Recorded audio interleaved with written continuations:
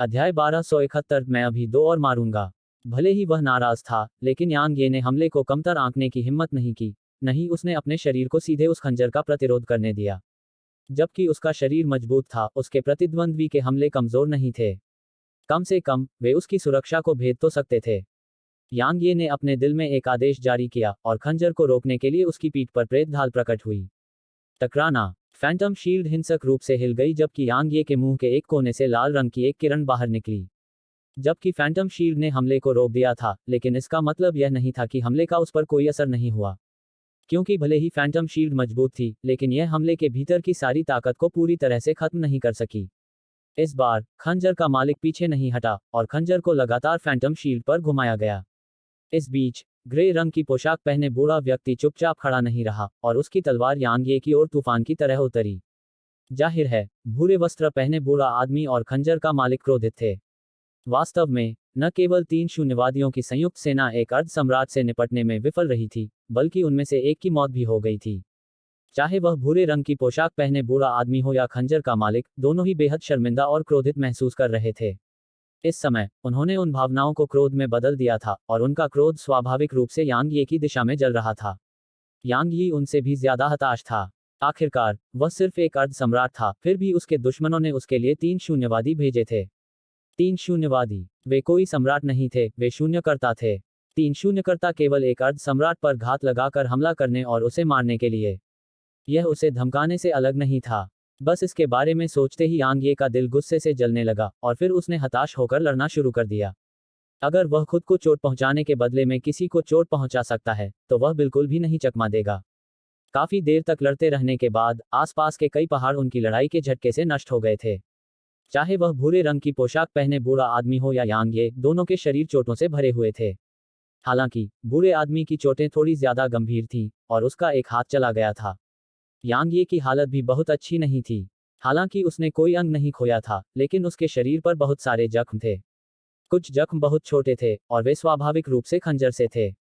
जहां तक बहुत बड़े जख्मों की बात है, और खासकर उसके कंधे पर हड्डी जितनी गहरी चोट, वे स्वाभाविक रूप से भूरे रंग के कपड़े पहने बूढ़े आदमी के कारण थे।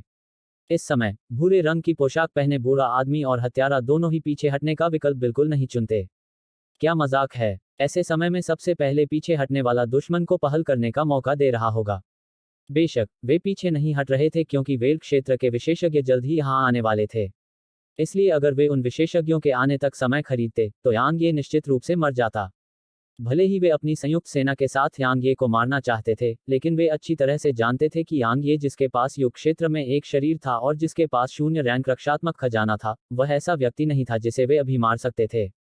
उन्हें समय खरीदना पड़ा। यांग यी भी पूरी तरह से युद्ध पर केंद्रित था, लेकिन उसका दिमाग साफ था। वह स्वाभाविक रूप से जानता था कि इस स्थिति को जारी रखना उसके लिए नुकसानदेह होगा। क्योंकि वह उनसे इसलिए लड़ सकता था क्योंकि उसके भीतर की आदिम बैंगनी ऊर्जा लगातार उसके शरीर की मरम्मत कर रही थी। इसलिए वह अपनी सुरक्षा की परवाह किए बिना बेतहाशा लड़ सकता था। लेकिन एक बार जब वह अपने भीतर की सारी ऊर्जा खत्म कर लेता, तो वह युद्ध में इस तरह का तरीका अपनाकर मौत को दावत दे रहा होता। इसके अलावा उसे यह भी महसूस हो रहा था कि वे उसे यहां रखने की कोशिश कर रहे हैं। जैसे ही उसने यह सोचा, उसे एहसास हुआ कि वह इसे जारी नहीं रहने दे सकता क्योंकि बहुत संभव है कि उन्होंने मदद के लिए पुकारा हो। इस विचार से यांग यी की आंखों में क्रूरता चमक उठी और फिर पुनर्जन्म रैंक तलवार का इरादा उसके चारों ओर प्रकट हुआ। इसके बाद तलवार का इरादा पहले से ही सघन हो गया। टकराना। यांग यी को अपने केंद्र में लेकर शक्ति की एक भयावह लहर बह निकली।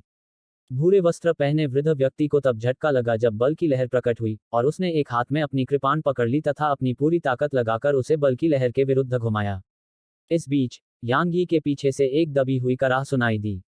दबी हुई कराह का अंत उसके पीछे 300 मीटर दूर से आने में ज्यादा समय नहीं लगा। टकराना। बूढ़ा आदमी उड़ गया। यांग ये ने बूढ़े आदमी की दिशा में आगे बढ़ने में संकोच नहीं किया। बूढ़ा आदमी इस घटना से भयभीत था। उसके पास अभी लड़ने की ताकत नहीं थी, इसलिए वह यांग ये को कैसे रोक सकता था। सौभाग्य से यांग ये के पीछे एक खंजर दिखाई दिया, लेकिन यांग ये नहीं रुका क्योंकि उसे रोकने के लिए फैंटम शील्ड वहां मौजूद थी। जब खंजर ने फैंटम शील्ड पर वार किया, तो हवा के फटने की एक कान चीर देने वाली आवाज अचानक गूंजी। उसके बाद एक गहरे सुनहरे रंग का तीर अचानक कहीं से प्रकट हुआ और यांग यी की पीठ की ओर जा लगा। अनुभव करना। यांग ये की छाती से खून की एक धार फूट पड़ी। हा, यांग ये, तुम्हारा काम तमाम हो गया। भूरे रंग के वस्त्र पहने बूढ़े व्यक्ति ने जब यह दृश्य देखा तो वह ठहाका लगाए बिना नहीं रह सका, क्योंकि घूंघट वाले क्षेत्र के विशेषज्ञ यही थे। वे तब यहाँ थे जब यांग ये लगभग पूरी तरह थक चुका था। इसलिए जहां तक सवाल है, परिणाम तय हो चुका था। ग्रे लबादा पहने बूढ़ा आदमी इतना आत्मसंतुष्टि से भरा हुआ था कि उसने यह नहीं देखा कि यांग ये रुका नहीं था और अभी भी उस पर हमला कर रहा था। यांग ये की आंखों में केवल ठंडक, उदासीनता और क्रूरता का एक निशान था। बूढ़े आदमी की मुस्कान को जमने में ज्यादा समय नहीं लगा, क्योंकि उसने देखा था कि यांग ये रुका नहीं था और अभी भी उस पर हमला कर रहा था। जब उसने यांग ये की आंखों में ठंडक और उदासीनता देखी तो पहली बार उसके दिल में डर पैदा हो गया था। हालांकि इससे पहले उसे यांग ये से डर लगता था, लेकिन वह डरा हुआ नहीं था। इसलिए उसने अभी भी यांग ये के पागलपन के खिलाफ लड़ने की हिम्मत की, क्योंकि वह एक शून्यवादी था। फिर भी अब उसे भय महसूस हुआ। उसके सामने खड़ा आदमी पागल था, सच्चा पागल, ऐसा पागल जिसे अपनी जान की कोई परवाह नहीं थी। मर जाओ, यांग ये की आवाज अचानक गूंज उठी और वह खून की लाल रोशनी के धागे में बदल गया जो मौके पर ही गायब हो गया। वह भूरे रंग के लबादे वाले आदमी के पीछे था जब उसकी आकृति एक बार फिर दिखाई दी और भूरे रंग के लबादे वाले बूढ़े आदमी के चेहरे पर मुस्कान सख्त हो गई थी। ठीक जब यांग ये भूरे वस्त्र पहने बूढ़े व्यक्ति के पीछे प्रकट हुआ तो एक और तीर हवा में चमका और यांग ये को जा लगा। इस समय उसकी छाती में 2 तीर धंसे हुए थे। ऐसा नहीं था कि यांग ये ने तीर रोकने से इनकार कर दिया था, वह भी ऐसा बिल्कुल भी नहीं कर सकता था, क्योंकि उसका ध्यान पूरी तरह से भूरे वस्त्र वाले बूढ़े आदमी पर केंद्रित था। अगर उसने तीर रोकने की कोशिश की तो इसका मतलब था कि वह भूरे वस्त्र वाले बूढ़े आदमी को नहीं मार पाएगा। इसलिए उसने बूढ़े आदमी को निर्णायक रूप से चुनने में संकोच नहीं किया। जहां तक शील्ड की बात है तो उसके पास जो गहन ऊर्जा बची थी वह उसे सक्रिय करने के लिए पर्याप्त नहीं थी। यांग ये ने अपना दाहिना हाथ हिलाया और बूढ़े आदमी की लाश को दूर रख दिया। उसके बाद उसने दूर की ओर देखा और अपने चेहरे पर एक क्रूर मुस्कान के साथ हंसा। 3 में से 2 मर चुके हैं, अब जब 2 और आ गए हैं तो मैं बस 2 और मार डालूंगा। लेखक का नोट: कई लोग पूछते हैं कि मैं तलवार क्षेत्र पर ध्यान क्यों नहीं देता। मुझे समझाने की अनुमति दें। अगर किसी बच्चे को बैरेट दिया जाए तो क्या वह उसका इस्तेमाल कर पाएगा? अगर यह संभव भी हो तो भी इसकी मार से वह बच्चा शायद अपंग हो जाएगा। कभी कभी सिर्फ इसलिए कि आपके पास कोई चीज है, बिना रोक टोक के उसका इस्तेमाल करना संभव नहीं होता। हेवन रेंट की तरह, क्या कोई मजबूत शरीर के सहारे के बिना उसका इस्तेमाल करने की हिम्मत कर सकता है? तलवार का क्षेत्र एक परमाणु बम की तरह है, लेकिन अगर आपको एक परमाणु बम दिया जाए तो क्या आप उसे विस्फोट कर सकते हैं? एक को विस्फोट करने के लिए कितने कदम उठाने पड़ते हैं? कितने मानव संसाधनों की आवश्यकता होती है? इसके अलावा मैंने वास्तव में तलवार डोमेन की कुछ क्षमताओं के बारे में लिखा है, जैसे कि कानूनों को पुनः पेश करने, कानूनों को दबाने, तलवार के इरादे को दबाने की क्षमता और इसी तरह की अन्य चीजें। इसमें मत उलझो। अध्याय 1272 पर्दे वाला क्षेत्र नष्ट हो जाएगा। यांग यी से कुछ ही दूरी पर आलीशान वस्त्र पहने एक बूढ़ा आदमी खड़ा था और उस बूढ़े आदमी के पास एक मध्यम आयु वर्ग का आदमी अपनी पीठ पर धनुष बांधे खड़ा था। दोनों के चेहरे पर अत्यंत गंभीर भाव थे जब वे यांग ये को देख रहे थे, जिसके सीने से 2 तीर निकले हुए थे। जब उन्हें वह संदेश मिला जो ग्रे रंग के वस्त्र पहने बूढ़े आदमी और काले रंग के वस्त्र पहने बूढ़े आदमी ने घूंघट वाले क्षेत्र में वापस भेजा था, तो उन्हें थोड़ा तिरस्कार महसूस हुआ, क्योंकि 3 शून्यवादियों की संयुक्त सेना भी वास्तव में एक अर्ध सम्राट को मारने के लिए अपर्याप्त थी और वे चाहते थे कि घूंघट वाला क्षेत्र सुदृढ़ीकरण भेजे। यांग ये मजबूत था, लेकिन वह अंत में सिर्फ एक अर्ध सम्राट था, इसलिए वह कितना मजबूत हो सकता था? जहां तक संबंध था, भूरे वस्त्रधारी बूढ़ा आदमी और काले वस्त्रधारी बूढ़ा आदमी बहुत बेकार थे। लेकिन अब उन्हें एहसास हुआ कि यह काले वस्त्र पहने बूढ़ा आदमी और भूरे वस्त्र पहने बूढ़ा आदमी नहीं था जो बेकार थे, यह यांग ये था जो वास्तव में बहुत भयानक था। आखिरकार न केवल वह 3 शून्यवादियों के संयुक्त हमले से बच गया था, बल्कि उसने उनमें से 2 को मार डाला था। लेकिन यांग ये अभी केवल एक अर्ध सम्राट था, इसलिए अब उसे वर्णित करने के लिए भयानक शब्द भी पर्याप्त नहीं था। वे सतर्क थे, वे भयभीत थे। उन्होंने यांग यी को नीची नज़र से देखने का इरादा त्याग दिया था और उन्होंने उसे पूरी तरह से अपने बराबर के स्तर पर उठा लिया था। इस समय यांग ये की हालत बहुत दयनीय थी। उसके सीने में 2 तीर लगे हुए थे और शरीर पर घाव के निशान थे। यहां तक कि उसके चेहरे पर भी 10 से ज्यादा घाव थे। खास तौर पर उसके दाहिने कंधे पर, वहां की चोट बहुत ज्यादा थी, क्योंकि यह इतनी गहरी थी कि अंदर की हड्डी भी दिखाई दे रही थी। कहा जा सकता है कि अगर हमला और गहरा होता तो उसका पूरा हाथ ही खत्म हो जाता। उसे मार डालो। अचानक एक कमजोर आवाज गूंजी। यह एक महिला की आवाज थी और यह यांग यी की जानी पहचानी आवाज थी। यह उस रहस्यमय हत्यारे की आवाज थी, एक महिला हत्यारी। यांग ये ने जब उसकी बात सुनी तो वह तुरंत भौंचक्का रह गया और उसकी आंखों में हत्या की मंशा चमक उठी।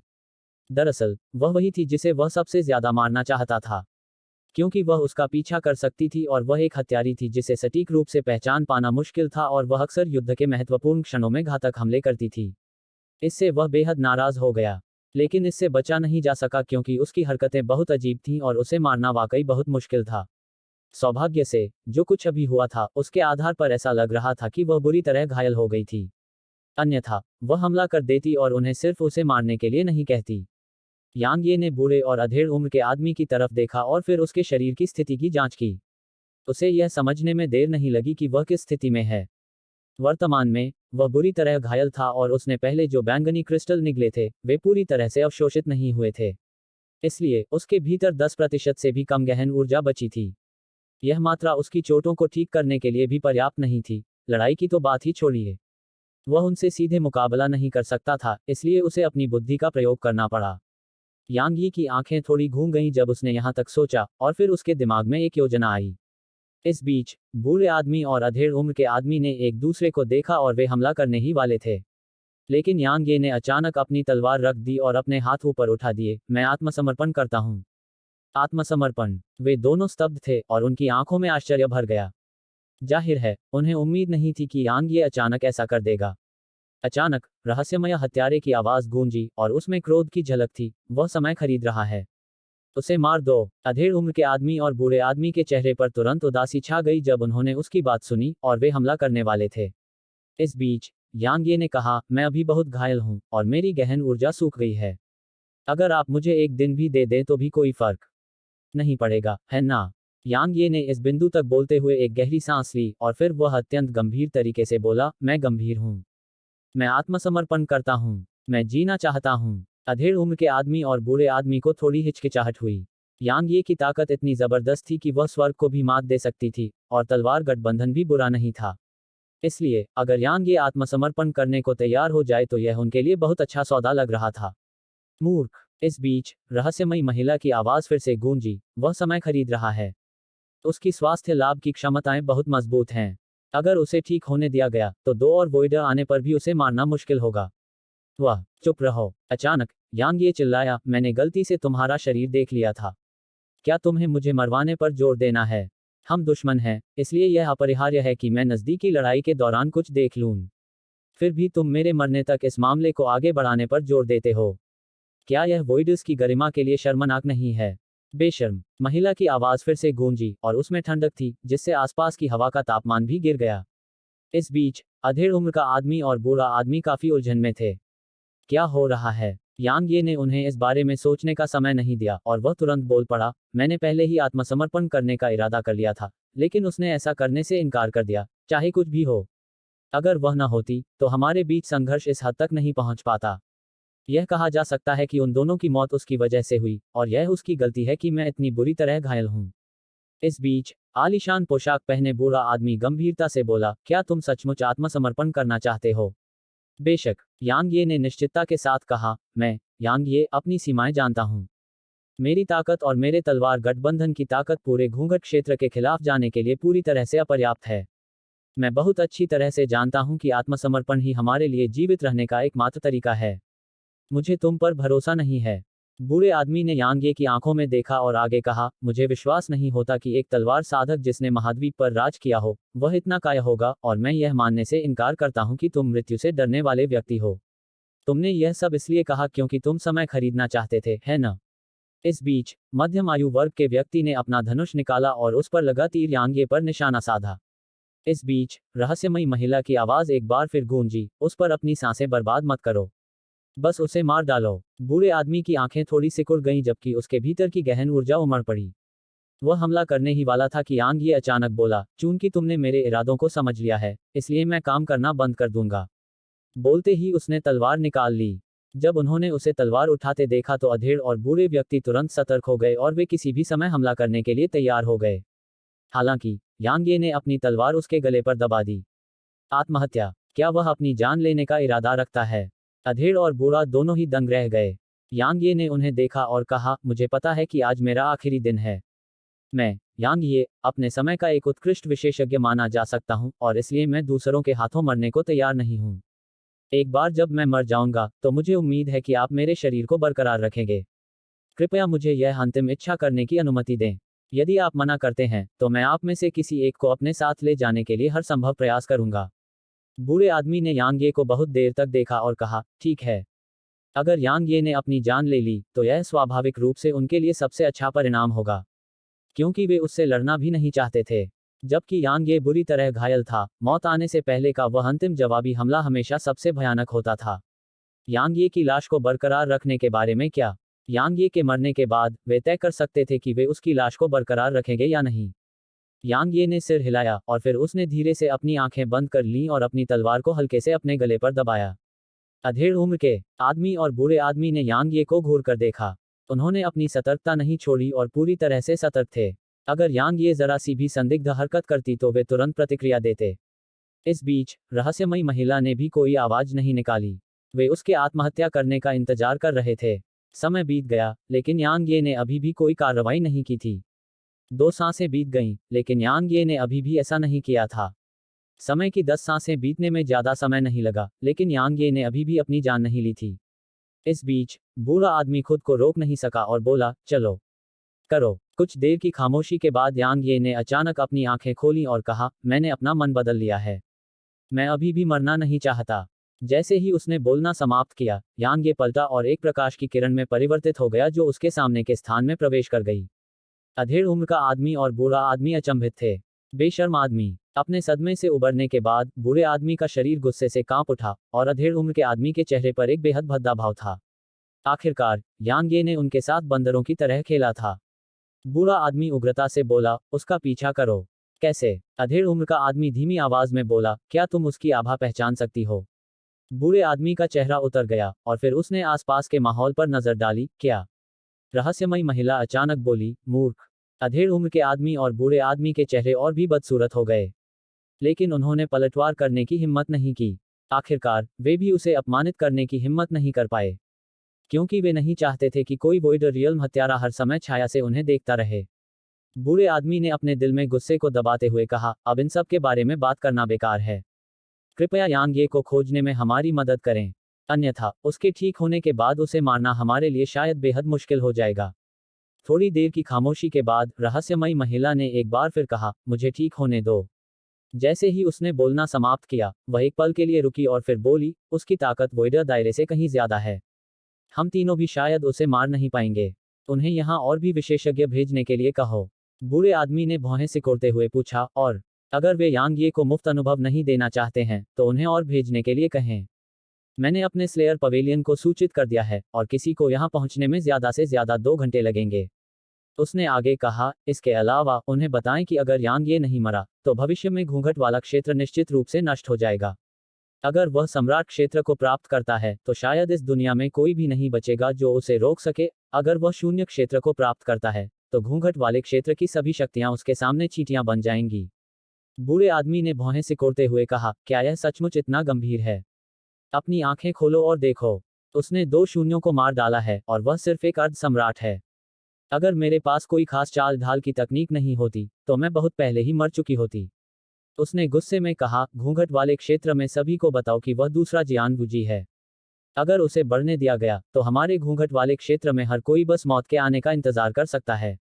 उन्हें घूंघट वाले क्षेत्र के भीतर पूरी मानव जाति की ताकत का इस्तेमाल करके यांगे को मारने के लिए कहो। उसे मरना ही होगा। अधेड़ उम्र के आदमी और बूढ़े आदमी ने उसकी बात सुनने के बाद एक दूसरे को देखा और उनकी आंखों में आश्चर्य था। जाहिर है, उन्हें उम्मीद नहीं थी कि यांग ये का मूल्यांकन इतना ऊंचा होगा और उन्होंने कभी नहीं सोचा था कि वह पहले से ही पूरे घूंघट वाले क्षेत्र के लिए खतरा पैदा करने में सक्षम था। भले ही वह अभी कोई खतरा नहीं था, फिर भी वह भविष्य का खतरा था। थोड़ी देर की चुप्पी के बाद बूढ़े व्यक्ति ने सिर हिलाया, मैं उन्हें समझा दूंगा। हत्यारे ने कहा, तुम्हें बस उन्हें बताना होगा कि वह दूसरा जियानगुजी है। वे समझ जाएंगे कि क्या करना है। अध्याय 1273 मेरे पास आओ। यांग ये जमीन पर लेट गया। जैसे ही उसने आसमान की ओर देखा और अपने पूरे शरीर में लगी चोटों को महसूस किया, वह भावुक होकर आहें भरने से खुद को नहीं रोक सका। मैं लगभग मर ही गया था। हालांकि इस बार वह जीत गया था, लेकिन यह एक दयनीय जीत थी। उसकी गहरी ऊर्जा सूख गई थी और उसका शरीर अंदरूनी रूप से बुरी तरह घायल हो गया था। खास तौर पर उसकी छाती पर लगे 2 तीर, वे उसके फेफड़ों में घुस गए थे। बस थोड़ी सी सांस लेने पर उसे ऐसा महसूस होता था जैसे उसका पूरा शरीर कट रहा हो। इसके अलावा, क्योंकि वह बहुत लंबे समय तक और बहुत पागलपन से लड़ता रहा था, उसका शरीर अपनी सीमाओं से परे थक गया था। इस समय, संक्षेप में कहें तो वह सचमुच दयनीय स्थिति में पहुंच गया था। उसने पहले अपनी चोटों को ठीक करने के लिए अपनी गहन ऊर्जा का उपयोग नहीं किया था। क्यों? उसने हिम्मत नहीं की। ऐसी परिस्थितियों में, अगर वह अपनी सारी गहन ऊर्जा खुद को ठीक करने के लिए इस्तेमाल करता, तो भी वह बच नहीं पाता। इसके अलावा, उसके पास जो थोड़ी बहुत गहन ऊर्जा थी, वह उसकी चोटों को ठीक करने के लिए पूरी तरह से अपर्याप्त थी। अगर वह अपनी चोटों को ठीक करने के लिए इसका इस्तेमाल करता, तो नतीजा यह होता कि जब तक उसकी चोटें ठीक नहीं हो जाती, तब तक वह बच नहीं पाता। ठीक होना। मुझे ठीक होना है। यांग ये ने बैंगनी क्रिस्टल का ढेर निकाला। उसने कुछ क्रिस्टल निगल लिए और कुछ को जला दिया, और उनसे निकलने वाली ऊर्जा को सोखना शुरू कर दिया। आत्मा ऊर्जा यांग यी के शरीर में लगातार प्रवाहित होती रही और फिर छोटे भंवर द्वारा पूरी तरह से अवशोषित हो गई। छोटे भंवर के भीतर से आदिम बैंगनी ऊर्जा के धागों को बाहर निकलने में ज्यादा समय नहीं लगा। अंत में, यह उसके मेरिडियन के साथ आगे बढ़ी और उसके शरीर में फैल गई ताकि उसकी चोटों को ठीक किया जा सके। एक बार जब बैंगनी ऊर्जा उसके भीतर प्रकट हुई, तो उसे लगी चोटें तेजी से ठीक होने लगीं। यांग ये ने अपनी आंखें बंद कर लीं और बैंगनी ऊर्जा को अपने शरीर की मरम्मत करने दिया। क्या घूंघट वाला क्षेत्र इस मामले को शांत रहने देगा? यांग ये ने खुद से यह सवाल पूछा था और जवाब निश्चित रूप से नहीं था। उन्होंने शुरू से ही उसे मारने के लिए 3 वॉइडर्स भेजे थे, और यह साबित हुआ कि वे वास्तव में उसे खत्म करने का इरादा रखते थे। अब जब उन्होंने उसकी असली ताकत और प्राकृतिक प्रतिभा को देखा है, तो वे निश्चित रूप से उसे मारने के लिए कुछ भी करने से नहीं चूकेंगे। कोई भी असाधारण क्षमता वाले व्यक्ति को जीवित रहने की अनुमति नहीं देगा, यहां तक कि वह भी नहीं।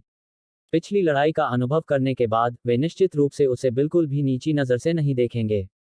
इसलिए, अब वह मुश्किल में था, क्योंकि यह बिल्कुल स्पष्ट था कि वे उसे मारने के लिए और भी अधिक विशेषज्ञ या उससे भी अधिक शक्तिशाली विशेषज्ञ भेजेंगे। यह उसकी सबसे बड़ी समस्या नहीं थी, सबसे बड़ी समस्या यह थी कि वे उसे ढूंढ सकें। वह नहीं जानता था कि उन्होंने उसे इतनी सटीकता से कैसे ढूंढ लिया, लेकिन वह यह अच्छी तरह जानता था कि अगर ऐसा ही चलता रहा तो वह कभी भी उन पर बढ़त हासिल नहीं कर पाएगा। यहां तक अपनी आभा को छुपाने के लिए तलवार क्षेत्र का उपयोग करना भी बेकार था। वे मुझे कैसे ढूंढ रहे हैं? यांग ये की भौहें कसकर एक साथ दबी हुई थीं। अब, उसके पास सिर्फ 2 विकल्प थे। पहला था उस रहस्यमयी महिला को मारना जो उसका पीछा कर रही थी, और दूसरा था अपनी आभा को छिपाने का कोई तरीका ढूंढना। उसे मारना, यह स्पष्ट रूप से असंभव है। कम से कम, मैं इसे अभी पूरा नहीं कर सकता, क्योंकि उसके पास 2 वॉइडर्स हैं। अगर मैं अभी वापस जाता हूं, तो यह सीधे जाल में चलने जैसा होगा। मेरी आभा को छिपाएं। यहां तक तलवार डोमेन से भी कोई फर्क नहीं पड़ा। रुको, वह निश्चित रूप से मेरे तलवार डोमेन को देखने में असमर्थ है। दूसरे शब्दों में, वह निश्चित रूप से मुझे लॉक करने के लिए किसी प्रकार की विशेष विधि का उपयोग कर रही है, और वह ऐसा करने के लिए मेरी आभा का उपयोग नहीं कर रही है। लेकिन वह तरीका क्या है? यांग यी की भौहें सिकुड़ गईं क्योंकि उसे रहस्यमयी महिला के साथ लड़ाई के दौरान के दृश्य याद आ रहे थे। वह बहुत देर तक गहराई से सोचता रहा और अचानक उसने अपनी आंखें खोलीं। अंतरिक्ष। अंतरिक्ष। वह पूरी लड़ाई के दौरान उसे देख भी नहीं पाया था। ऐसा लग रहा था जैसे वह अंतरिक्ष में विलीन हो गई थी, वास्तव में अंतरिक्ष में विलीन हो गई थी। दूसरे शब्दों में, अंतरिक्ष में उसकी उपलब्धियां निश्चित रूप से बहुत बढ़िया थीं। यह मुख्य बात नहीं थी, मुख्य बात यह थी कि चाहे वह आगे बढ़े या कुछ करे, वह अंतरिक्ष में अपने पीछे निशान छोड़ जाएगा। तलवार डोमेन उसकी आभा को छिपा सकता था, लेकिन वह जिस स्थान से होकर गुजरेगा, वहां निश्चित रूप से उतार चढ़ाव छोड़ जाएगा, और अंतरिक्ष में उसकी उपलब्धियों के साथ, यह बहुत संभव था कि वह उसे खोजने के लिए उन उतार चढ़ावों पर निर्भर करे। यांग ये ने धीरे से अपनी आंखें बंद कर लीं। वह एक पल के लिए चुपचाप आसमान को देखता रहा, और फिर वह खड़ा हो गया। अगर वह वास्तव में उसे खोजने के लिए अंतरिक्ष पर भरोसा कर सकती थी, तो इसका मतलब था कि उसकी स्थिति शुरू से ही उजागर हो गई थी। उसकी वर्तमान ताकत कम थी, और जब वह खुले में था, तो वह छिपी हुई थी। इसलिए, वह बहुत बुरी स्थिति में था। यांग यी वहीं चुप रही। तलवार के क्षेत्र में, सब कुछ मेरे नियंत्रण में है। अंतरिक्ष। अचानक, उसके दिमाग में एक विचार आया, और फिर धीरे धीरे उसकी आंखों में उत्साह की एक झलक दिखाई दी। उसने एक कदम आगे बढ़ाया, और फिर 3 किलोमीटर के क्षेत्र में अंतरिक्ष तुरंत उसके तलवार के क्षेत्र में समा गया। जैसे ही तलवार के क्षेत्र ने क्षेत्र को कवर किया, वह क्षेत्र के भीतर सब कुछ स्पष्ट रूप से महसूस कर सकता था। यहां तक कि एक छोटी चींटी या चींटी से भी छोटा कोई सूक्ष्मजीव भी उसके सामने स्पष्ट रूप से दिखाई दिया था। इस बार, उसने उन सब को महसूस करने की कोशिश नहीं की, बल्कि उसने अपने आसपास के स्थान को महसूस किया। अंतरिक्ष एक अमूर्त चीज थी, लेकिन अगर कोई इसे गंभीरता से महसूस करे, तो वह अमूर्त अवधारणा 3 आयामी हो जाएगी। अंतरिक्ष ऊर्जा रहित चीज थी, और यह ऐसी चीज थी जिसे शब्दों में सटीक रूप से वर्णित करना बहुत मुश्किल था। यह तलवार के इरादे की तरह ही अस्तित्व में था, लेकिन इसके अस्तित्व को साबित करने के लिए इसे किसी चीज को प्रभावित करने की जरूरत थी। बेशक, एक बार जब कोई एक निश्चित स्तर की शक्ति प्राप्त कर लेता है, तो यह साबित करने के लिए किसी चीज का उपयोग करने की आवश्यकता नहीं होती कि यह अस्तित्व में है। वह अंतरिक्ष में यात्रा करने के लिए शून्य फ्लैश तकनीक का प्रयोग कर सकता था, लेकिन वह अंतरिक्ष में से गुजरने वाला एक यात्री मात्र था, और वह अंतरिक्ष के साथ एक नहीं हुआ था। अभी उनका इरादा अंतरिक्ष के साथ एकाकार होने का प्रयास करना था, क्योंकि ऐसा करके ही वह अंतरिक्ष में अपने पीछे कोई निशान छोड़ने से बच सकता था। अन्यथा तलवार का क्षेत्र भी उसे छिपा नहीं सकता था। यांग ये एक अर्ध सम्राट था, इसलिए उसके पास अंतरिक्ष में एक निश्चित स्तर की उपलब्धियां थीं। इस तथ्य के साथ कि उसने शून्य फ्लैश तकनीक सीखी थी और अंतरिक्ष में स्वतंत्र रूप से यात्रा कर सकता था, और उसके पास अंतरिक्ष को नियंत्रित करने के लिए तलवार डोमेन था, उसके लिए अंतरिक्ष के साथ एक हो जाना इतना मुश्किल नहीं था। हालांकि यह अभी भी इतना आसान नहीं था। उसने एक और खोज भी की थी, और उसे करने के बाद वह खुद को कोसने से नहीं रोक सका।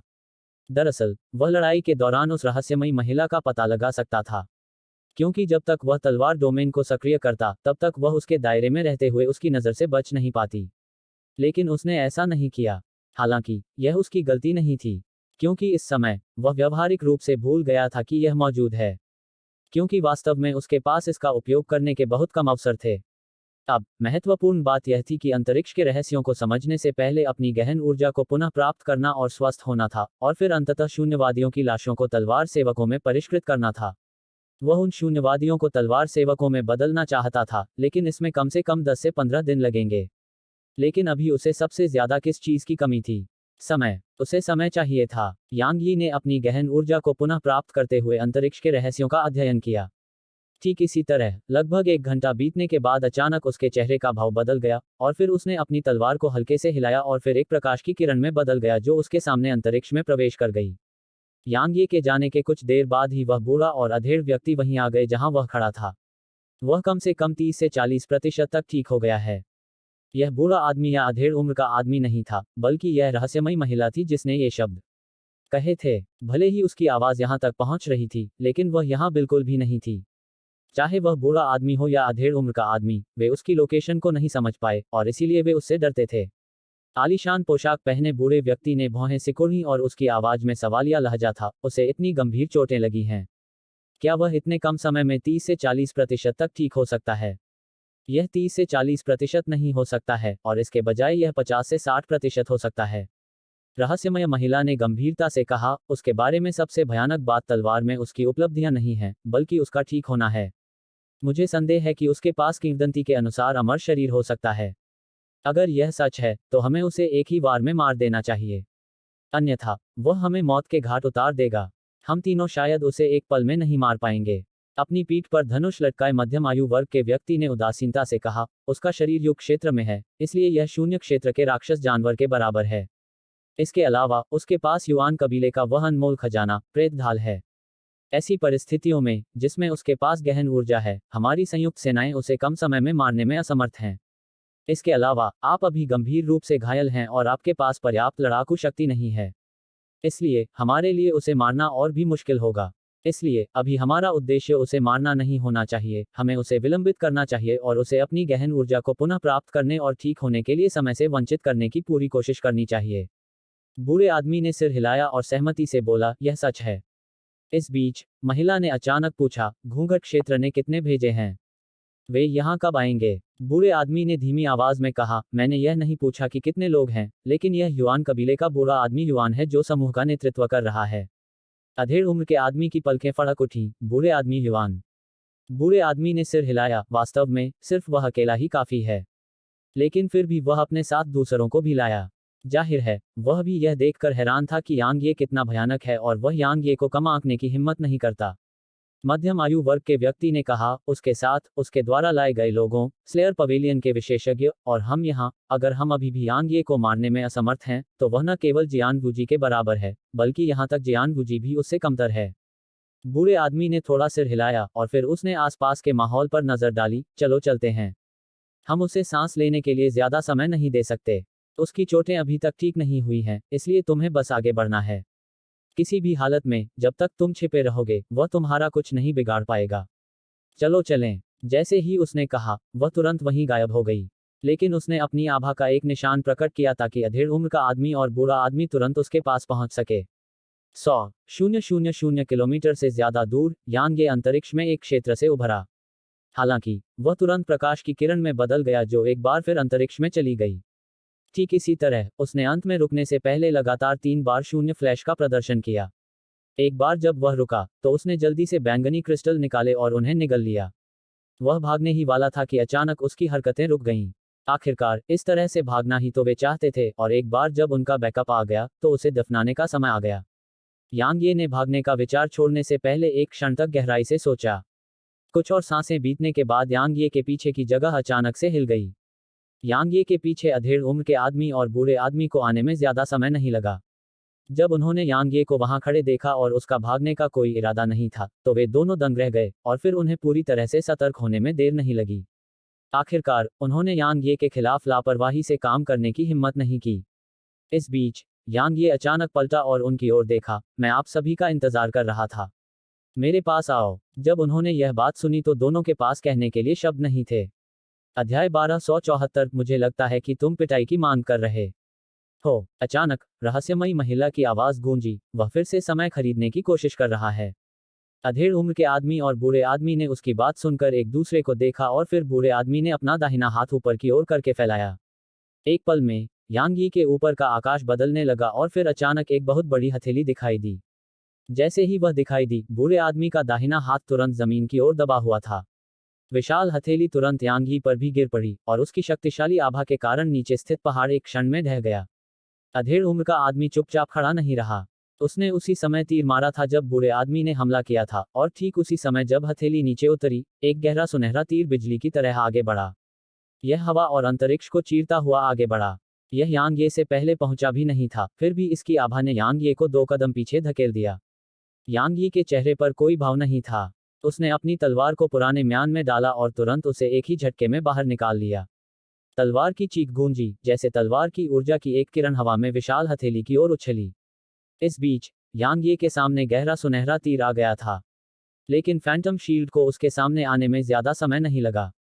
तीर लगने पर फैंटम शील्ड हिल गई, और यांग ये को झटके से 2 कदम पीछे धकेल दिया गया।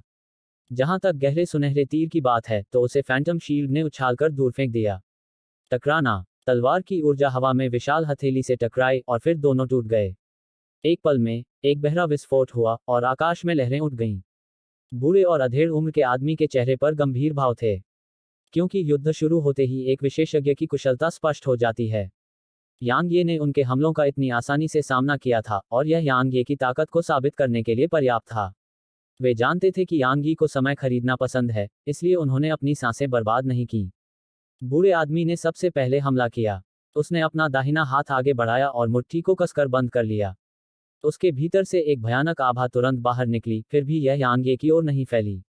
यह तुरंत एक विशाल और व्यवहारिक रूप से पारदर्शी मुट्ठी में संघनित हो गई, और इसने तुरंत बूढ़े आदमी को घेर लिया।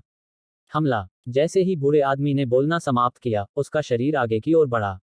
उसका लक्ष्य निश्चित रूप से यांग ये था। उसकी मुट्ठी यांग यी से पहले भी नहीं आई थी, फिर भी उसे लगा जैसे कुछ दर्जन पहाड़ उस पर दबाव डाल रहे हैं। भले ही उसके पास खुद को बचाने के लिए पुनर्जन्म रैंक की तलवार थी, फिर भी उसे थोड़ा घुटन महसूस हुई। यांग ये ने अपने विरोधियों को कम आंकने की हिम्मत नहीं की। आखिर क्या कोई भी व्यक्ति जो शून्य क्षेत्र को प्राप्त करने में सक्षम है, वह कमजोर होगा? जैसे ही बूढ़े आदमी ने हमला किया, अधेड़ उम्र के आदमी ने एक तीर मारा, और एक तीर जो बहुत लंबा सुनहरा निशान छोड़ता हुआ यांग ये के सामने आ गया। यह स्वाभाविक रूप से यांग ये के माथे के केंद्र पर निशाना साधा गया था। इसके पास मौजूद आभा के आधार पर ऐसा लग रहा था कि यह यांग ये की खोपड़ी में छेद करने के इरादे से चलाया गया था। हालांकि यांग ये ने तीर पर कोई ध्यान नहीं दिया, क्योंकि प्रेत ढाल उसकी रक्षा के लिए वहां चली गई थी। इसलिए यांग ये की नजर बूढ़े आदमी पर पड़ी। जैसे ही उसने अपनी तलवार म्यान में डाली और उसे निकाला, उसकी आंखों में एक ठंडी चमक चमक उठी, और फिर तलवार की ऊर्जा की एक किरण हवा में फैल गई। इससे पहले ही अंतरिक्ष तुरंत टुकड़े टुकड़े हो गया। 300 overlap haven range. 300 overlap haven range वह सीमा थी जिसे उसका वर्तमान शरीर सहन कर सकता था, और यदि वह इससे भी अधिक ओवरलैप करने की कोशिश करता तो उसे गंभीर चोटें लगती। झनकार। टकराना। यांग ये को पीछे की ओर धकेले जाने के दौरान फैंटम शील्ड हिंसक रूप से हिल गई। हालांकि उसका आकार अभी भी नहीं रुका था कि दूर से ऊर्जा की एक भयानक लहर आई। सौभाग्य से फैंटम शील्ड ने ऊर्जा की लहर को रोक दिया, लेकिन वह अभी भी इससे हिल गया था और हिंसक रूप से कांपने लगा था।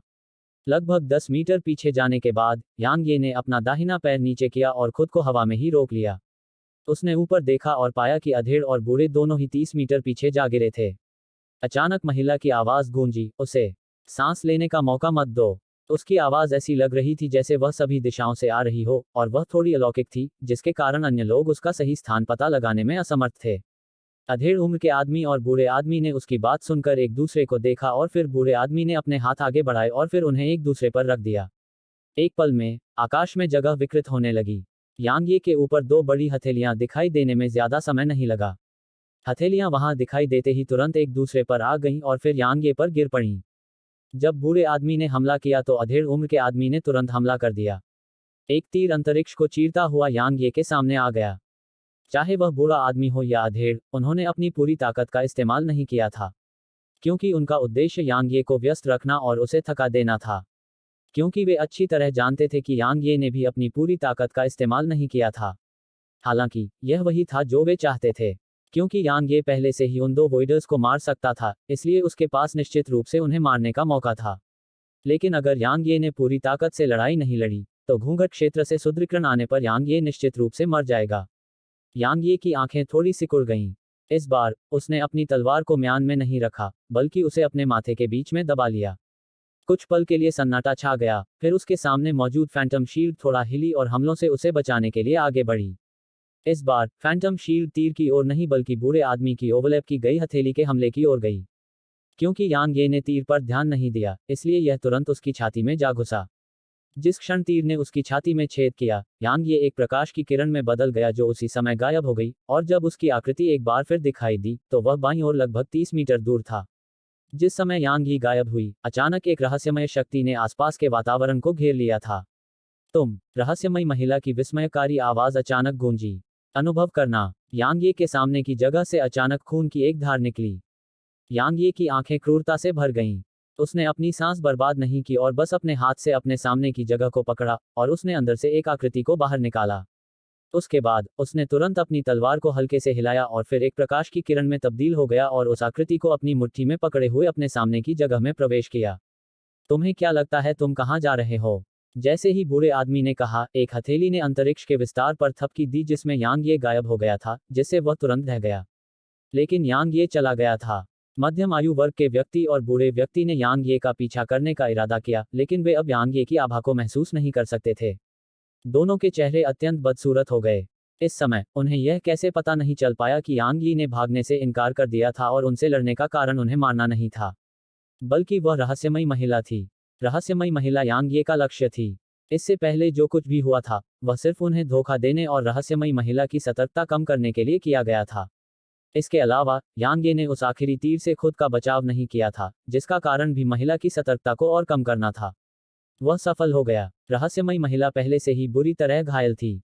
इस तथ्य के साथ कि यांग ये ने अचानक हमला किया था, उसे स्वाभाविक रूप से आसानी से पकड़ लिया गया था। वह लापरवाह नहीं थी, और यह केवल इसलिए था क्योंकि उसने कभी उम्मीद नहीं की थी कि यांग ये इतनी सटीकता से उसका स्थान बता देगा। एक अर्ध सम्राट की बात तो दूर, एक सच्चा शून्य भी उसके स्थान का पता नहीं लगा सकता था, जब वह पूरी तरह से छिप गई थी। उसे कभी खोजा नहीं गया था, इसलिए उसे छिपने की अपनी क्षमता पर बहुत भरोसा था।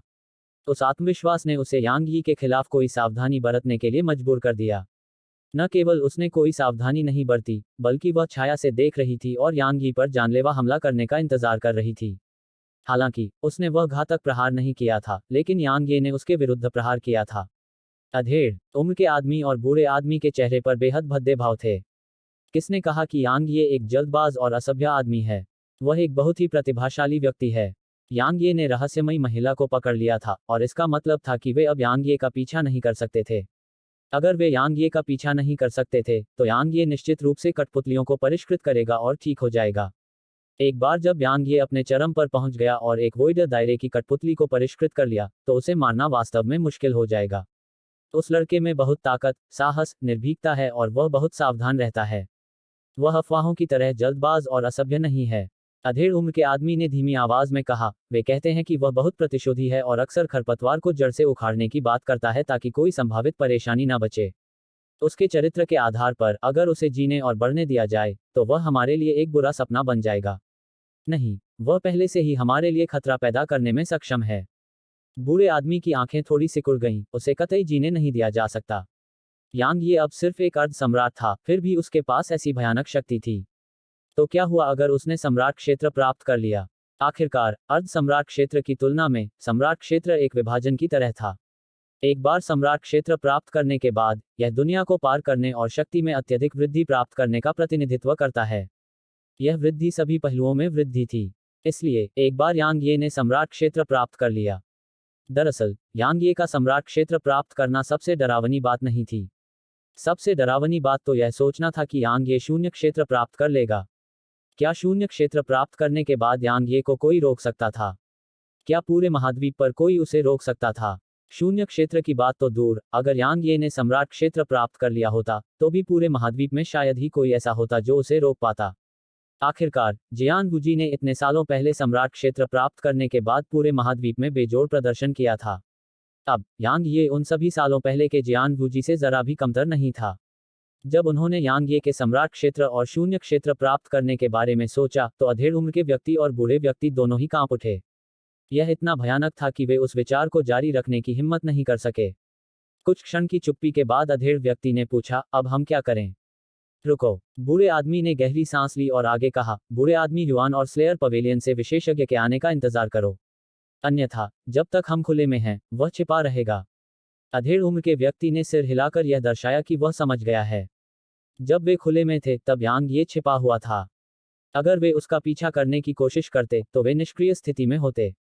आखिरकार यांग ये को यह तय करने का अधिकार था कि वह उन पर हमला करेगा या नहीं। अगर वे किसी आम व्यक्ति का सामना कर रहे होते तो यह कोई समस्या नहीं होती, लेकिन समस्या यह थी कि वे यांग ये का सामना कर रहे थे। वे नहीं चाहते थे कि यांग ये उन पर अचानक घातक हमला करने से पहले उन्हें परछाई से देखे। रहस्यमयी महिला को पकड़ने के बाद वह पागलों की तरह आगे बढ़ा और कुछ ही सांसों के अंतराल में 3 बार शून्य फ्लैश को अंजाम दिया। जब उसने पुष्टि की कि बूढ़ा आदमी और अधेड़ उम्र का आदमी उसका पीछा नहीं कर रहा था तो वह आखिरकार रुक गया। एक बार जब वह रुका तो उसने अपने सामने खड़ी महिला को देखा। इस समय वह उसका गला पकड़े हुए था। यांग ये ने उसकी शक्ल को ध्यान से नहीं देखा और उसने सीधे कहा, तुम मुझे वह सब कुछ बताओगी जो मैं जानना चाहता हूँ, है न? वह स्थिर भाव से उसकी ओर देखती रही। तुम क्या सोचते हो? यांग ये ने उसकी ओर देखा और कहा, मुझे लगता है कि तुम पिटाई की मांग कर रही हो। अध्याय 1275। यह सिर्फ एक काम है, टकराना। जैसे ही उसने बोलना समाप्त किया यांग ये ने अपनी बाईं मुट्ठी उसके पेट पर पटक दी। उसके मुंह से खून की एक बूंद तुरंत निकल गई, जबकि उसका शरीर पूरी तरह से खींचे गए धनुष के आकार में मुड़ गया। यांग ये ने उसका गला पकड़ लिया और उसे ऊपर उठाया और फिर उस पर एक नजर डाली। वह बहुत जवान लग रही थी और उसकी उम्र 20 से थोड़ी ज्यादा थी।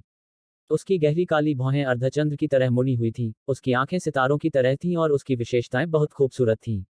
इसके अलावा उसकी त्वचा क्रिस्टल जैसी और पारदर्शी थी, जैसे पहाड़ पर सबसे बेदाग बर्फ। खास तौर पर उसके छोटे होंठ, वे चेरी की तरह लग रहे थे जो अभी अभी पककर तैयार हुई हो, आकर्षक और कोमल। इससे दूसरों को उन्हें अपने मुंह में लेने और उन्हें धीरे से चखने की इच्छा होती थी। यांग ये की नजर नीचे चली गई। उसकी चिकनी सफेद गर्दन के नीचे ऊंची चोटियों की एक जोड़ी थी, खास तौर पर जब उसने एक टाइट ड्रेस पहनी हुई थी। इससे उसकी चोटियां असाधारण रूप से बड़ी लग रही थीं और ऐसा लग रहा था जैसे वे उसके कपड़ों से बाहर निकलने वाली हैं। सुंदर, विशाल और मजबूत। यांग ये ने उसके बारे में यही सोचा था। जब उसने यांग ये की नजर देखी तो उसके मुंह के कोने थोड़े से मुड़ गए। क्या तुम बल प्रयोग करने का इरादा रखते हो? थप्पड़। यांग ये ने अपना हाथ उठाया और उसके दाहिने गाल पर थप्पड़ मारा। जाहिर है कि उसने खुद को नहीं रोका था क्योंकि उसका चेहरा तुरंत आग के बादल की तरह पूरी तरह लाल हो गया था। उसका चेहरा उदास हो गया और उसने यांग यी पर हत्या की खुली मंशा प्रकट कर दी। यांग ये ने उसे देखा और कहा, महिला, मेरा धैर्य सीमित है। मुझे बताओ कि मैं क्या जानना चाहता हूँ और मैं तुम्हें एक त्वरित मौत दूंगा। अन्यथा जो भाग्य तुम्हारा इंतजार कर रहा है वह इतना आसान नहीं होगा। उसने उसे एक तलवार सेवक के रूप में परिष्कृत करने के बारे में सोचा था, लेकिन ऐसा करने के बाद उसकी यादें गायब हो सकती थीं। यह एक संभावना नहीं थी और यह एक निश्चित तथ्य था। अगर उसकी साधना कम थी तो उसे उसकी यादों को बनाए रखने की अपनी क्षमता पर भरोसा था, लेकिन उसे उसके जैसी विशेषज्ञ की यादों को बनाए रखने में सक्षम होने का कोई भरोसा नहीं था। उसके पिछले शोधन से प्राप्त तथ्यों से यह साबित हुआ कि जब संत क्षेत्र और उससे ऊपर के विशेषज्ञों को तलवार सेवकों में परिष्कृत किया जाता है तो उनकी यादें व्यवहारिक रूप से अस्तित्व में नहीं रहती। इसलिए उसके पास उसे जीवित रखने के अलावा कोई विकल्प नहीं था, क्योंकि वह घूंघट क्षेत्र की ताकतों के बारे में कुछ नहीं जानता था। उनके पास कितने विशेषज्ञ थे या उनके पास कितनी ताकतें थीं, वह इसके बारे में कुछ नहीं जानता था। हालांकि वे व्यवहारिक रूप से उसके बारे में सब कुछ जानते थे। ऐसी परिस्थितियों में उनके साथ टकराना निश्चित रूप से उसके लिए नुकसानदेह था। यांग ये की बात सुनकर उसके मुंह के कोने पर उपहास की एक लकीर उभर आई। मैं वैसे भी मर जाऊंगी तो मैं तुम्हें कुछ क्यों बताऊंगी। तुम जो भी तरीके अपना सकते हो इस्तेमाल करने के लिए स्वतंत्र हो। बस देखो कि मैं नाराज भी होती हूं या नहीं। यांग ये ने उसे बहुत देर तक देखा और फिर अचानक मुस्कुराया। भले ही मैंने तुम्हें रोक रखा है और तुम मेरा विरोध नहीं कर सकती, फिर भी तुम में अपनी जान लेने की क्षमता है। फिर भी तुमने ऐसा नहीं किया। जाहिर है तुम जीना चाहती हो, है न? दुनिया में बहुत से लोग मौत से नहीं डरते, लेकिन यह परिस्थितियों पर निर्भर करता है। सीधे शब्दों में कहें तो यह इस बात पर निर्भर करता है कि क्या यह इसके लायक है। जाहिर है उसे नहीं लगता था कि अब मरना इसके लायक है। यह वास्तव में नहीं था, क्योंकि उसके और यांग ये के बीच कोई गहरी दुश्मनी नहीं थी। उसने कहा, तुम मुझे जीने नहीं दोगे, है ना?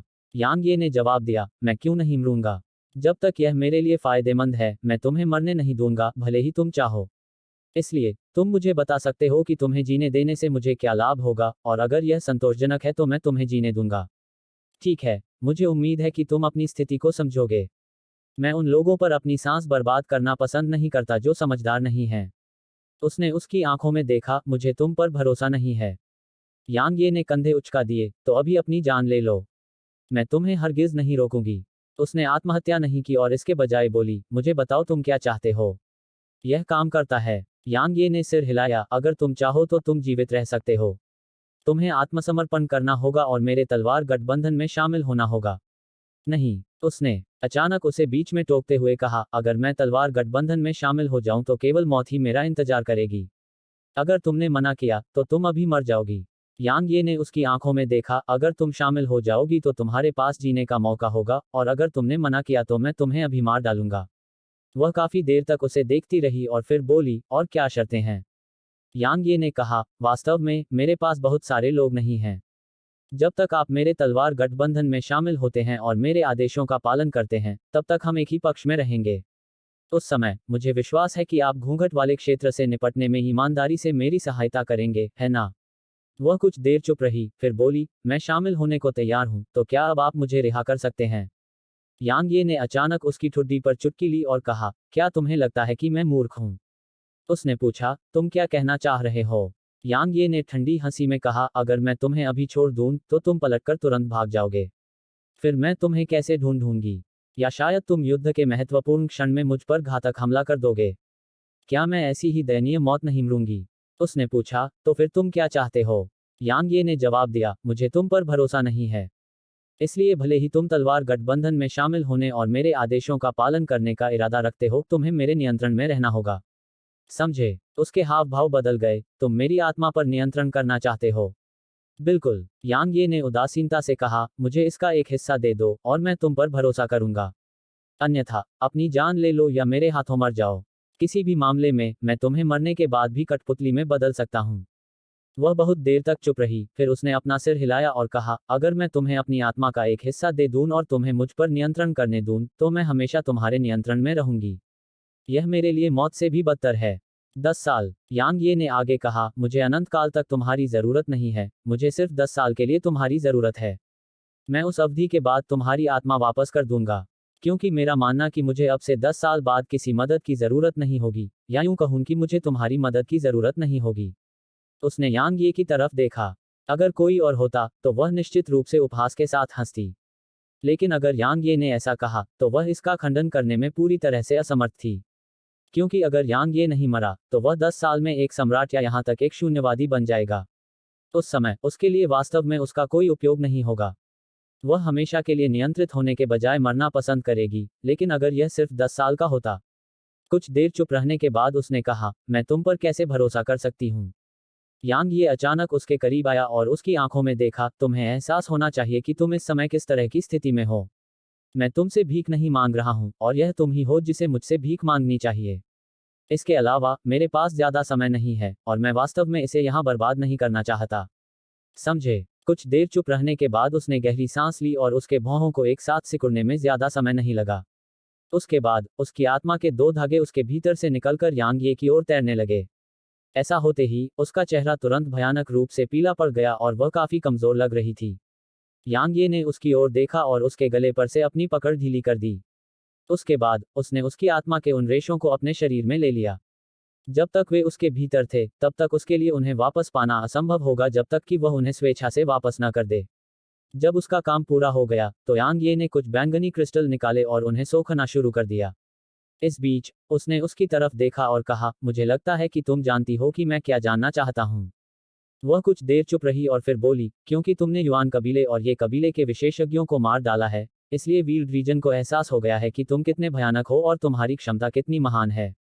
इसलिए इसने न केवल और अधिक विशेषज्ञों को भेजा है बल्कि इसने ओल्ड मैन युआन को भी भेजा है।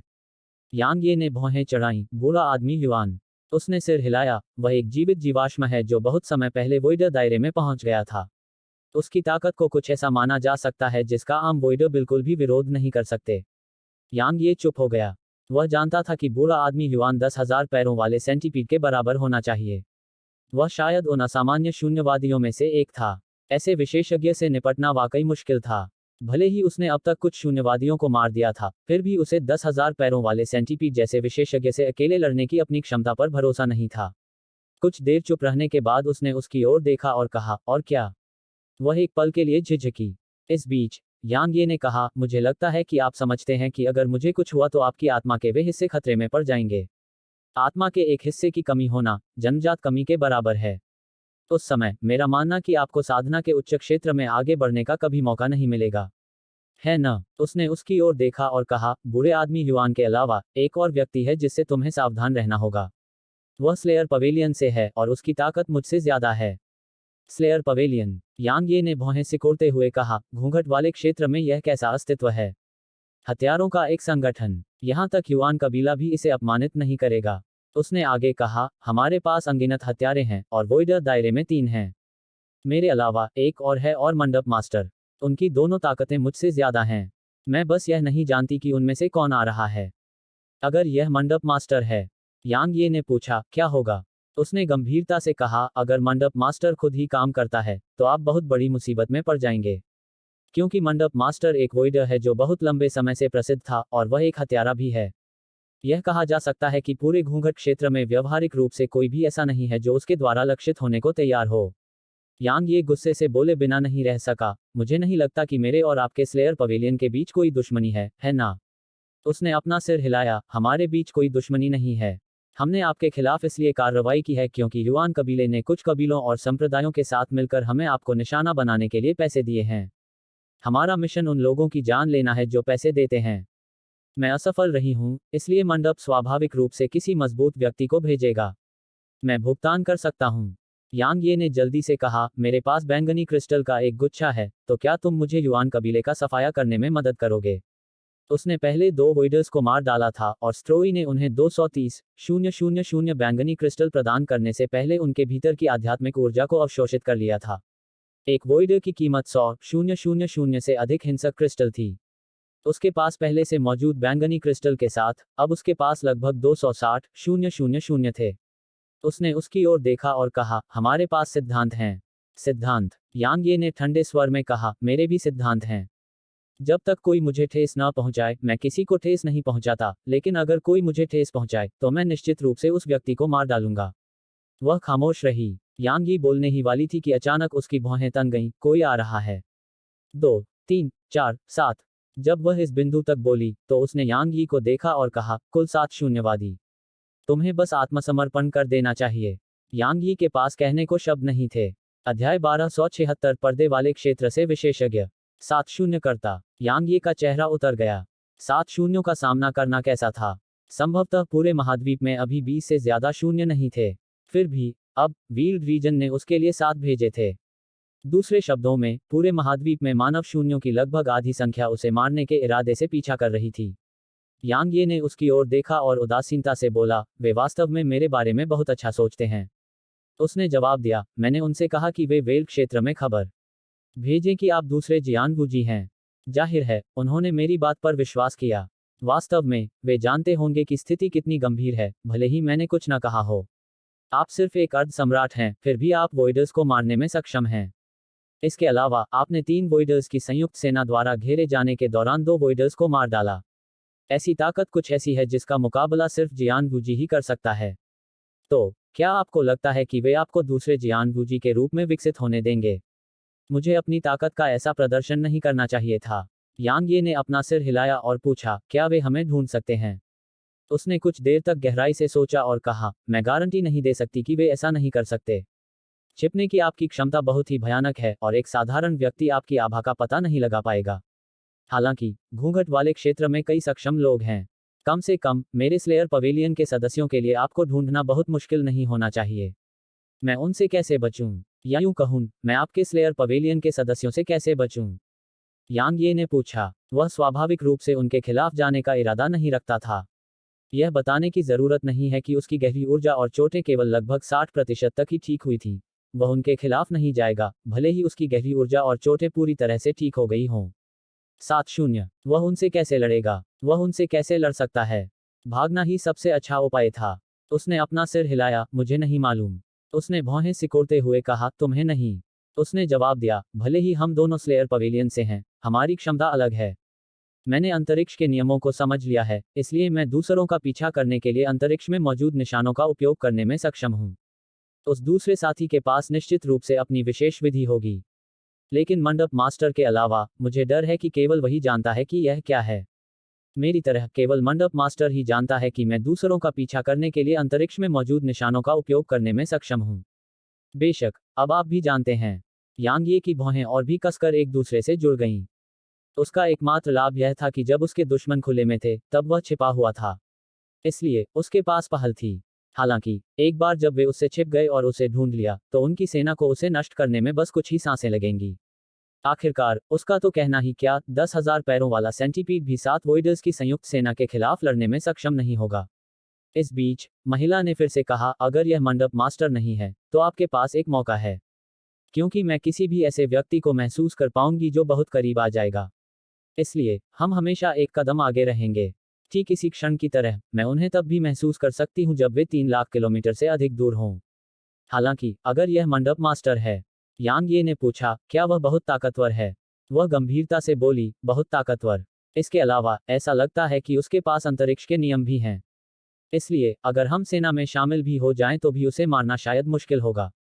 यांग ये ने अचानक कहा, लगता है कि स्लेयर पवेलियन के साथ आपके संबंध अच्छे नहीं हैं। उसकी पलकें फड़क उठी, तुम क्या कहना चाह रहे हो? यांग ये ने जवाब दिया, कुछ नहीं, यह बस एक एहसास है। वह खामोश रही। यांग ये ने उसे एक गहरी और लंबी नजर से देखा। पहले उसे लगा था कि उसने इसलिए आत्मसमर्पण किया क्योंकि वह मौत से डरती थी, लेकिन अब उसे लगा कि यह बिल्कुल भी कारण नहीं था। हालांकि उसे इस बारे में परेशान नहीं होना चाहिए था। किसी भी मामले में उसकी आत्मा उसके हाथों में थी। वह अचानक बोली, हमें जाना होगा। वे हमारी दिशा में आ रहे हैं। यांग ये ने सिर हिलाया, अपनी हथेली घुमाई, और फिर एक रोशनी की किरण चमकी और फिर वह वहीं गायब हो गया। उसके गायब होते ही महिला तुरंत उसके पीछे चली गई। उनके जाने के कुछ समय बाद ही एक भूरे रंग के वस्त्र पहने बूढ़ा व्यक्ति अचानक हवा में प्रकट हुआ, जिस स्थान पर वे खड़े थे। बूढ़े व्यक्ति के बाल और दाढ़ी सफेद थे जबकि उसके चेहरे पर झुर्रियां थीं। वह बहुत बूढ़ा लग रहा था और दूसरों को यह एहसास दिला रहा था कि उसने जीवन के कई उतार चढ़ाव देखे हैं। जब बूढ़ा व्यक्ति आया तो लगभग 5 सांसें बीतने के बाद उसके बगल की जगह थोड़ी सी कांप उठी। उसके पीछे 5 बूढ़े और एक अधेड़ उम्र के व्यक्ति को आने में ज्यादा समय नहीं लगा। 7-0 करता। भूरे रंग के वस्त्र पहने बूढ़े व्यक्ति ने आसपास के माहौल पर नजर डाली और फिर धीरे से अपनी आंखें बंद कर लीं। लगभग 10 सांसें बीतने के बाद उसने फिर से अपनी आंखें खोलीं और कहा, यहाँ 2 लोग थे। ये यांग ये और स्लेयर पवेलियन की वह महिला होनी चाहिए जिसे उसने पकड़ा था। भूरे वस्त्रधारी व्यक्ति के पास खड़े आलीशान वस्त्र पहने बूढ़े व्यक्ति ने कहा, वरिष्ठ युवान, क्या आप उनका सही स्थान बताने में असमर्थ हैं? भूरे रंग के वस्त्र पहने बूढ़े व्यक्ति ने अपना सिर थोड़ा हिलाया, अपनी आभा को छिपाने की उसकी क्षमता बहुत ही भयानक है। मैं भी उसकी आभा को महसूस नहीं कर सकता। मैं केवल अंतरिक्ष में होने वाले परिवर्तनों के आधार पर यह निर्धारित कर सकता हूं कि वह यहां से गुजरा है। उसने आलीशान लबादा पहने बूढ़े आदमी और पीठ पर धनुष बांधे अधेड़ उम्र के आदमी को देखा और कहा, ये मिंग लिंजियाओ, तुम दोनों ने उससे लड़ाई की है। हमें सच बताओ, वह कितना ताकतवर है? बाकी लोगों ने उनकी तरफ देखा। भले ही वे जानते थे कि यांग ये ने 2 वॉयडर्स को मार दिया था, लेकिन हो सकता है कि वे 2 वॉयडर्स लापरवाह रहे हों और यांग ये को कमतर आंक रहे हों। या शायद कोई और कारण था जिसके कारण उन्हें यांग ये के हाथों मौत का सामना करना पड़ा। संक्षेप में, वे जानना चाहते थे कि यांग ये की असली ताकत कैसी थी। आलीशान वस्त्र पहने बूढ़े व्यक्ति ये मिंग ने एक पल के लिए गहराई से सोचा और कहा, वरिष्ठ युआन के अलावा, मुझे डर है कि हम में से कोई भी उसे एकल मुकाबले में हराने में सक्षम नहीं है। भूरे रंग के वस्त्र पहने बूढ़े व्यक्ति के अलावा अन्य लोगों के चेहरे पर गंभीर भाव थे। आखिरकार, मुख्य बात यह नहीं थी कि वह उन्हें हरा सकता था, मुख्य बात यह थी कि वह भी केवल एक अर्ध सम्राट था। उनके मन में एक विचार आया, और वह विचार यह था कि यदि यांग ये सम्राट क्षेत्र या शून्य क्षेत्र प्राप्त कर ले तो क्या होगा। अचानक एक बूढ़ा आदमी धीमी आवाज में बोला, उस बच्चे को मरना ही होगा। बाकी लोगों ने भी अपनी सहमति प्रदर्शित करने के लिए सिर हिलाया। वर्तमान में, वे यांग ये के साथ अपूरणीय दुश्मन थे। इसलिए, एक बार जब यांग ये को बढ़ने दिया गया, तो वह निश्चित रूप से उनके लिए एक बुरा सपना बन जाएगा। इस बीच, एक बूढ़े आदमी ने अचानक सुझाव दिया, चूंकि वह छिप गया है, इसलिए हम डूम्सडे सिटी को कुचल सकते हैं। मुझे यकीन है कि वह तब खुद को दिखाएगा। यह उचित नहीं है। ये मिंग ने अपना सिर हिलाया, अगर डूम्सडे सिटी नष्ट हो जाती है, तो उसे चिंता करने की कोई बात नहीं होगी। अगर ऐसा होता है, तो वह निश्चित रूप से छिप जाएगा। उस समय, हमारे लिए उसे ढूंढ पाना लगभग असंभव होगा। इसके अलावा, अगर वह छिप जाता है और साधना पर ध्यान केंद्रित करता है, और फिर सम्राट क्षेत्र या शून्य क्षेत्र प्राप्त करता है, एक बार ऐसा होने पर, वह छाया में रहेगा जबकि हम खुले में होंगे, और मुझे डर है कि उनके चेहरे मुरझा गए। भले ही ये मिंग ने बोलना समाप्त नहीं किया था, फिर भी वे कैसे नहीं समझ पाए कि उसका क्या मतलब था। एक बार जब यांग ये को चिंता करने की कोई बात नहीं रह गई और उसने शून्य क्षेत्र प्राप्त कर लिया, तो पूरे घूंघट क्षेत्र में अनगिनत लोग मर जाएंगे, और यहाँ तक वे भी मर सकते हैं। इस बीच, एक बूढ़े व्यक्ति ने सुझाव दिया, हम उसे धमकाने के लिए डूम्सडे सिटी का उपयोग कर सकते हैं। ये मिंग ने उस बूढ़े आदमी की ओर देखा और कहा, क्या तुम वापस जाओगे जब तुम्हें पता है कि 7 वॉयडर्स तुम्हारा इंतजार कर रहे हैं। लिन जियाओ नामक मध्यम आयु वर्ग के व्यक्ति ने भी कहा, हमारे लिए सबसे बड़ा खतरा तलवार गठबंधन नहीं बल्कि यांग ये है। यांग ये के मारे जाने के बाद तलवार गठबंधन के बारे में चिंता करने की कोई बात नहीं है, लेकिन अगर हम तलवार गठबंधन को नष्ट कर देते हैं और यांग ये को जीवित रहने देते हैं, तो इससे भविष्य में अंतहीन परेशानियां पैदा होंगी। ये मिंग ने कहा, लिन जियाओ सही है। उसका वध करने का इरादा शून्य रैंक पर है, इसलिए वह स्पष्ट रूप से एक निर्दयी व्यक्ति है। इसलिए, उसे धमकाने के लिए तलवार गठबंधन का उपयोग करना शायद काम नहीं करेगा। इस बीच, सीनियर युआन अचानक बोला, क्या स्लेयर पवेलियन की सेनाएं आ गई हैं? ये मिंग ने जवाब दिया, अभी नहीं, लेकिन इसमें ज्यादा समय नहीं लगेगा। सीनियर युआन ने सिर हिलाया, चलो अब अलग हो जाएं और अपनी दिव्य इंद्रियों से खोज करें। जब तक वह बिना हिले डुले खुद को छिपा नहीं लेता, वह निश्चित रूप से फिसल जाएगा। याद रखें कि अगर आप उसे ढूंढ लेते हैं तो हमला न करें। पहले सभी को सूचित करें। ये मिंग ने पूछा, हम स्लेयर पवेलियन से सेना का इंतजार नहीं कर रहे हैं? सीनियर युआन ने अपना सिर हिलाया, बेशक हम हैं। हालांकि, हम उसे आराम करने का कोई समय नहीं दे सकते। ये मिंग और अन्य लोगों ने सिर हिलाया और फिर वे क्रमिक रूप से गायब हो गए। लगभग 10 लाख किलोमीटर दूर, यांग ये अंतरिक्ष के विस्तार से उभरा। वह अभी उभरा ही था कि उसके दाईं ओर का स्थान थोड़ा सा लहराया। यह स्वाभाविक रूप से वह महिला थी। यांग ये ने पूछा, वे हमसे कितनी दूर हैं? वह एक पल के लिए चुप हो गई और फिर बोली, 500,000 किलोमीटर से भी ज्यादा दूर। लेकिन वे अलग हो गए हैं। यांग ये बहुत देर तक चुप रहा और फिर उसने एक कदम आगे बढ़ाया। एक पल में, तलवार डोमेन यहां दिखाई दिया और महिला तुरंत अनजाने में चिल्ला उठी, यह किंवदंती का डोमेन है। तलवार डोमेन। आपने तलवार डोमेन को समझ लिया है। आपने वास्तव में तलवार डोमेन को समझ लिया है। उसकी आवाज में आश्चर्य भरा हुआ था। बेशक, वह चौंक गई थी। एक डोमेन उसके स्तर के विशेषज्ञ के लिए भी बेहद रहस्यमय था। यह इरादे, कानून और कई अन्य तकनीकों से परे था। संक्षेप में, उसने कल्पना नहीं की थी कि यांग यी ने वास्तव में एक डोमेन, तलवार डोमेन को समझ लिया था। आखिरकार, जियान गुजी की उम्र 30 वर्ष से अधिक थी जब उसने डार्क हेल कॉन्टिनेंट के बाहर तलवार डोमेन को समझा, लेकिन यांग यी अब केवल 20 वर्ष से अधिक थी। अब, उसे अंततः समझ आ गया कि यांग ये ने उसे कैसे ढूंढा था। एक डोमेन कानूनों को पार कर गया, इसलिए अंतरिक्ष के कानून स्वाभाविक रूप से तलवार डोमेन द्वारा दबा दिए जाएंगे। तलवार डोमेन को सक्रिय करने के बाद, उन्होंने खुलकर कहा, अब अपने अंतरिक्ष के नियमों का उपयोग करें। इसे धीरे धीरे करें, बहुत तेज न हो। उसने कुछ क्षण तक हिचकिचाहट के बाद वैसा ही किया जैसा उसने कहा था। यांग ये ने अपना पूरा ध्यान उसे देखने पर केंद्रित किया और उसने कोई भी छोटी सी बात उससे छिपी नहीं रहने दी। वह तलवार कठपुतलियों को परिष्कृत करना चाहता था, लेकिन उसके पास पर्याप्त समय नहीं था। शून्य क्षेत्र में तलवार सेवक को परिष्कृत करने में कम से कम 10 दिन लगेंगे, और यह केवल एक रूढ़िवादी अनुमान था। 10 दिन तो दूर, उसके पास अभी 10 घंटे भी नहीं थे। इसलिए वह केवल अंतरिक्ष के नियमों का अध्ययन करने का विकल्प चुन सकता था, क्योंकि इसे समझने के बाद वह खुद को और भी बेहतर तरीके से छिपा सकेगा। उस समय अंतरिक्ष के नियम, अंधेरे के नियम और तलवार डोमेन के साथ उसे छिपाने के लिए उसने यह मानने से इनकार कर दिया कि स्लेयर पवेलियन से कोई उसे तब भी ढूंढ सकता है। ठीक इसी तरह यांग ये ने भागते समय अंतरिक्ष के नियमों का पालन करते हुए देखा। एक दिन बाद यांग ये ने तलवार क्षेत्र को तितर बितर कर दिया और महिला भी रुक गई। उसकी आंखों में उत्साह की झलक थी और वह बोलने ही वाला था। हालांकि महिला की खूबसूरत भौहें थोड़ी दबी हुई थीं और वह बोली, कोई बहुत तेज रफ्तार से आ रहा है। 5 lakh kilometre, 3 lakh kilometre, 1,50,000 kilometre, लगभग आ ही गया है। अध्याय 1277 अभी चले जाओ। चलो चलें। जैसे ही उसने कहा, उसकी आकृति प्रकाश की किरण में बदल गई जो उसके सामने अंतरिक्ष के विस्तार में प्रवेश कर गई। महिला की आकृति भी हिल गई और वहीं गायब हो गई। आधे से भी कम सांस के बाद एक हरा लबादा पहने हुए आदमी ने वहां दिखाई दिया जहां वे खड़े थे। जैसे ही वह आदमी वहां पहुंचा, उसके तुरंत बाद सीनियर युआन आ गया। सीनियर युआन के आने के बाद लगभग 2 सांसें बीत गईं और फिर ये मिंग और बाकी लोग उसके पीछे दिखाई दिए। सीनियर युआन की नज़र हरे लबादे वाले आदमी पर पड़ी। आप स्लेयर पवेलियन के फैंग कियानशा हैं।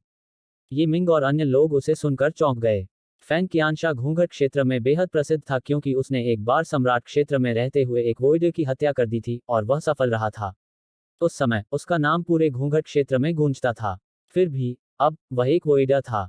सबसे महत्वपूर्ण बात यह है कि फैंग कियानशा ने जब से हत्याएं शुरू की थीं, तब से वह कभी असफल नहीं हुआ था। हरे रंग की पोशाक पहने आदमी ने सीनियर युआन की ओर देखा। मैंने कभी उम्मीद नहीं की थी कि आप भी, ओल्ड मैन युआन, आएंगे। ऐसा लगता है कि वह आदमी, यांग ये, आप सभी के लिए बहुत बड़ा खतरा है। सीनियर युआन ने उदासीनता से कहा, इसमें कोई मदद नहीं की जा सकती। आपका स्लेयर पवेलियन काफी अच्छा नहीं था, इसलिए हमारे पास इसे खुद करने के अलावा कोई विकल्प नहीं था। हरे वस्त्र पहने आदमी ने कहा, हम इस बार वास्तव में असफल हो गए। लेकिन चिंता मत करो, चूंकि मेरे स्लेयर पवेलियन ने तुम्हारा भुगतान ले लिया है, इसलिए हम तुम्हें यांगे का सिर जरूर दिलवाएंगे। सीनियर युआन ने जवाब दिया, फैंग कियानशा, मुझे आपको चेतावनी देने की अनुमति दें। वह कोई साधारण प्रोफोटर नहीं है। उसने आमने सामने की लड़ाई में 2 वोइडर्स को मार गिराया है। इसके अलावा उसने आपके स्लेयर पवेलियन से उस विशेषज्ञ को भी पकड़ लिया है। अगर मैं ईमानदारी से कहूं तो आपका तो कहना ही क्या, हम भी उसे सामने से हमला करके मार डालने की अपनी क्षमता पर पूरी तरह आश्वस्त नहीं हैं। हाहा। फैंग कियानशा की आकृति वहीं गायब हो गई जबकि उसकी हंसी यहां गूंज रही थी।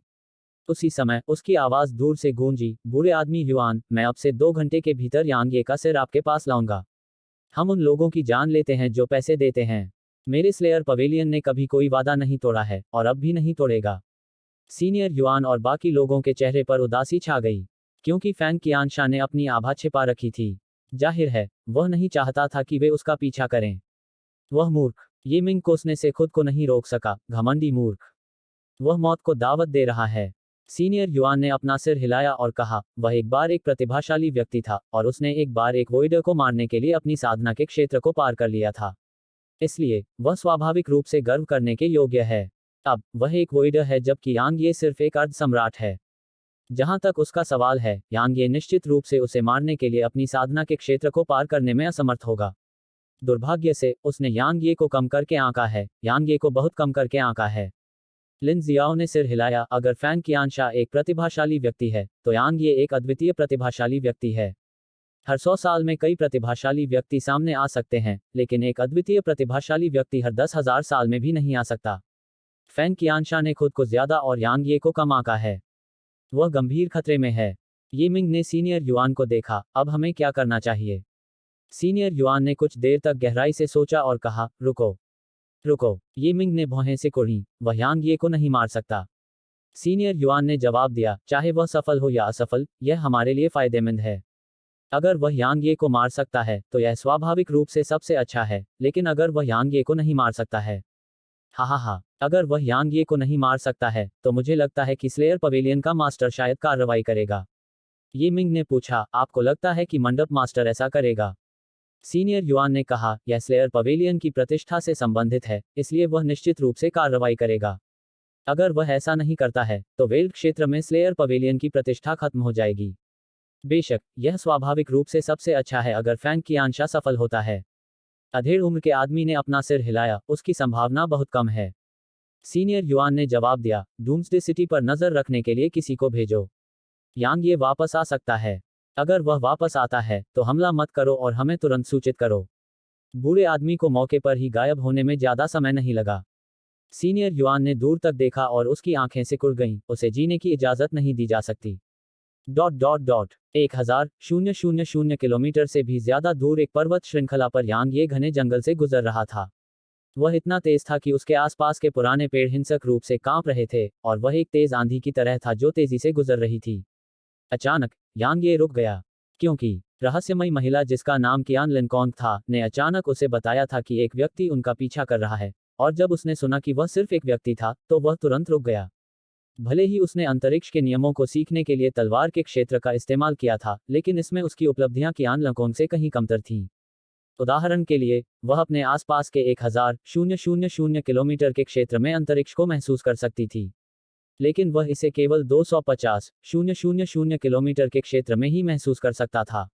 यह बिल्कुल सामान्य था क्योंकि उसने कई साल पहले अंतरिक्ष के नियमों को समझ लिया था, फिर भी उसने इसे अभी अभी समझा था।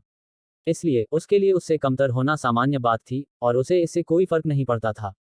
वह इसलिए भाग रहा था क्योंकि 8 वॉइडर्स उसकी दिशा में बढ़ रहे थे। 8 वॉइडर्स का सामना करने पर उसे स्वाभाविक रूप से भागना पड़ा। आखिरकार उसे नहीं लगता था कि वह अकेले 8 वॉइडर्स से लड़ने के लिए मजबूत है। वह यहाँ है। यांग ये अभी रुका ही था कि कियान लानकोंग की आवाज उसके दिमाग में गूंज उठी। यांग ये ने सिर हिलाया क्योंकि उसे भी उस व्यक्ति के आगमन का आभास हो गया था। उसने आसपास के माहौल पर नजर डाली, एक गहरी सांस ली और फिर जमीन पर पैर मोड़कर बैठ गया। आखिरकार मैंने उन्हें खो दिया है। बोलते हुए उसने कुछ बैंगनी क्रिस्टल निकाले और उनमें मौजूद गहन ऊर्जा को अवशोषित करना शुरू कर दिया। इस बीच कुछ नहीं हुआ। यांग यी ने अपनी आंखें बंद कर लीं, जबकि बैंगनी क्रिस्टल ने उसे घेर लिया था, और वे लगातार आध्यात्मिक ऊर्जा उत्सर्जित कर रहे थे जो उसकी ओर बढ़ रही थी। समय धीरे धीरे बीत रहा था, फिर भी आसपास कोई हलचल नहीं थी। आकाश का रंग धुंधला होने में अधिक समय नहीं लगा। यांग ये अभी भी वहीं पर पैर मोड़कर बैठा हुआ था, जबकि उसके चारों ओर बैंगनी क्रिस्टल का ढेर अभी भी बना हुआ था। यांग ये के नियंत्रण में वे जलने लगे और वे आत्मिक ऊर्जा में बदल गए जो उसके अंदर प्रवाहित हो गई। इसी तरह यह बढ़ता गया और देर रात हो गई। चारों ओर का वातावरण एकदम अंधेरा था। अचानक हवा का एक झोंका आया। हवा बहुत हल्की थी और आसपास के पुराने पेड़ों की पत्तियां धीरे धीरे सरसराने लगीं। यांग यी अभी भी आत्मिक ऊर्जा को अवशोषित करते हुए पालथी मारकर बैठा था और वह बिल्कुल भी नहीं हिला। अचानक यांग ये के बाल हल्के से फड़फड़ाए और फिर उसे हल्की हवा का झोंका महसूस हुआ। ठीक उसी समय जब उसने उस हल्की हवा को महसूस किया, अचानक उसके सामने एक खंजर प्रकट हुआ। दरअसल यह कहना चाहिए कि खंजर उसके गले के सामने प्रकट हुआ था। यह कहीं से भी प्रकट हुआ था और ऐसा लग रहा था जैसे यह हमेशा से वहां था। जिस क्षण वह उसके गले के सामने आया, यांग ये की आंखें अचानक खुल गईं। उसने खंजर को रोकने की कोशिश नहीं की क्योंकि प्रेत ढाल पहले ही उसके गले के सामने आ चुकी थी। जिस क्षण उसने अपनी आंखें खोली, पुनर्जन्म रैंक तलवार का इरादा उसके सामने प्रकट हुआ, और फिर उसके दाहिने हाथ ने एक तलवार पकड़ ली जो अचानक उसके बगल में प्रकट हुई थी, और फिर उसने उसे अपने सामने अंतरिक्ष के क्षेत्र में भोंक दिया। झंकार अनुभव करना। खंजर को प्रेत ढाल ने रोक दिया, और एक हरे रंग की पोशाक पहने आदमी अचानक यांग ये के सामने प्रकट हुआ। जब आदमी की आकृति दिखाई दी तो यांग ये के आसपास की हवा तुरंत गायब हो गई। यांग ये की तलवार हरे वस्त्र पहने आदमी के पेट में घुस गई। कुछ देर की खामोशी छा गई और फिर अचानक हरे रंग की पोशाक पहने हुए आदमी ने गुस्से से दहाड़ना शुरू कर दिया। आसपास के इलाके में अचानक एक तूफान आया और फिर अनगिनत पंखों वाली हवाएं यांग यी की तरफ चारों तरफ से बरसने लगीं। इस बीच हरे रंग की पोशाक पहने हुए आदमी की आकृति हवा के झोंके में बदल गई जो पीछे की ओर बह गई। लेकिन जिस समय उसकी आकृति पीछे की ओर बही, उसके पीछे की जगह अचानक हिल गई और फिर उसके पीछे एक खंजर दिखाई दिया। अनुभव करना। हवा का झोंका थम गया और हरे वस्त्र पहने आदमी की आकृति एक बार फिर यांग यी के सामने आ गई। इस समय उसकी गर्दन में खंजर घुसा हुआ था। इस बीच यांग ये से तलवार की ऊर्जा की अनगिनत किरणें निकली और उन्होंने तुरंत उसके चारों ओर हवा के ब्लेड को नष्ट कर दिया। तुम। हरे रंग की पोशाक पहने आदमी ने यांग ये को घूर कर देखा। उसकी आंखों में आश्चर्य, अविश्वास और अचानक एहसास का एक निशान था।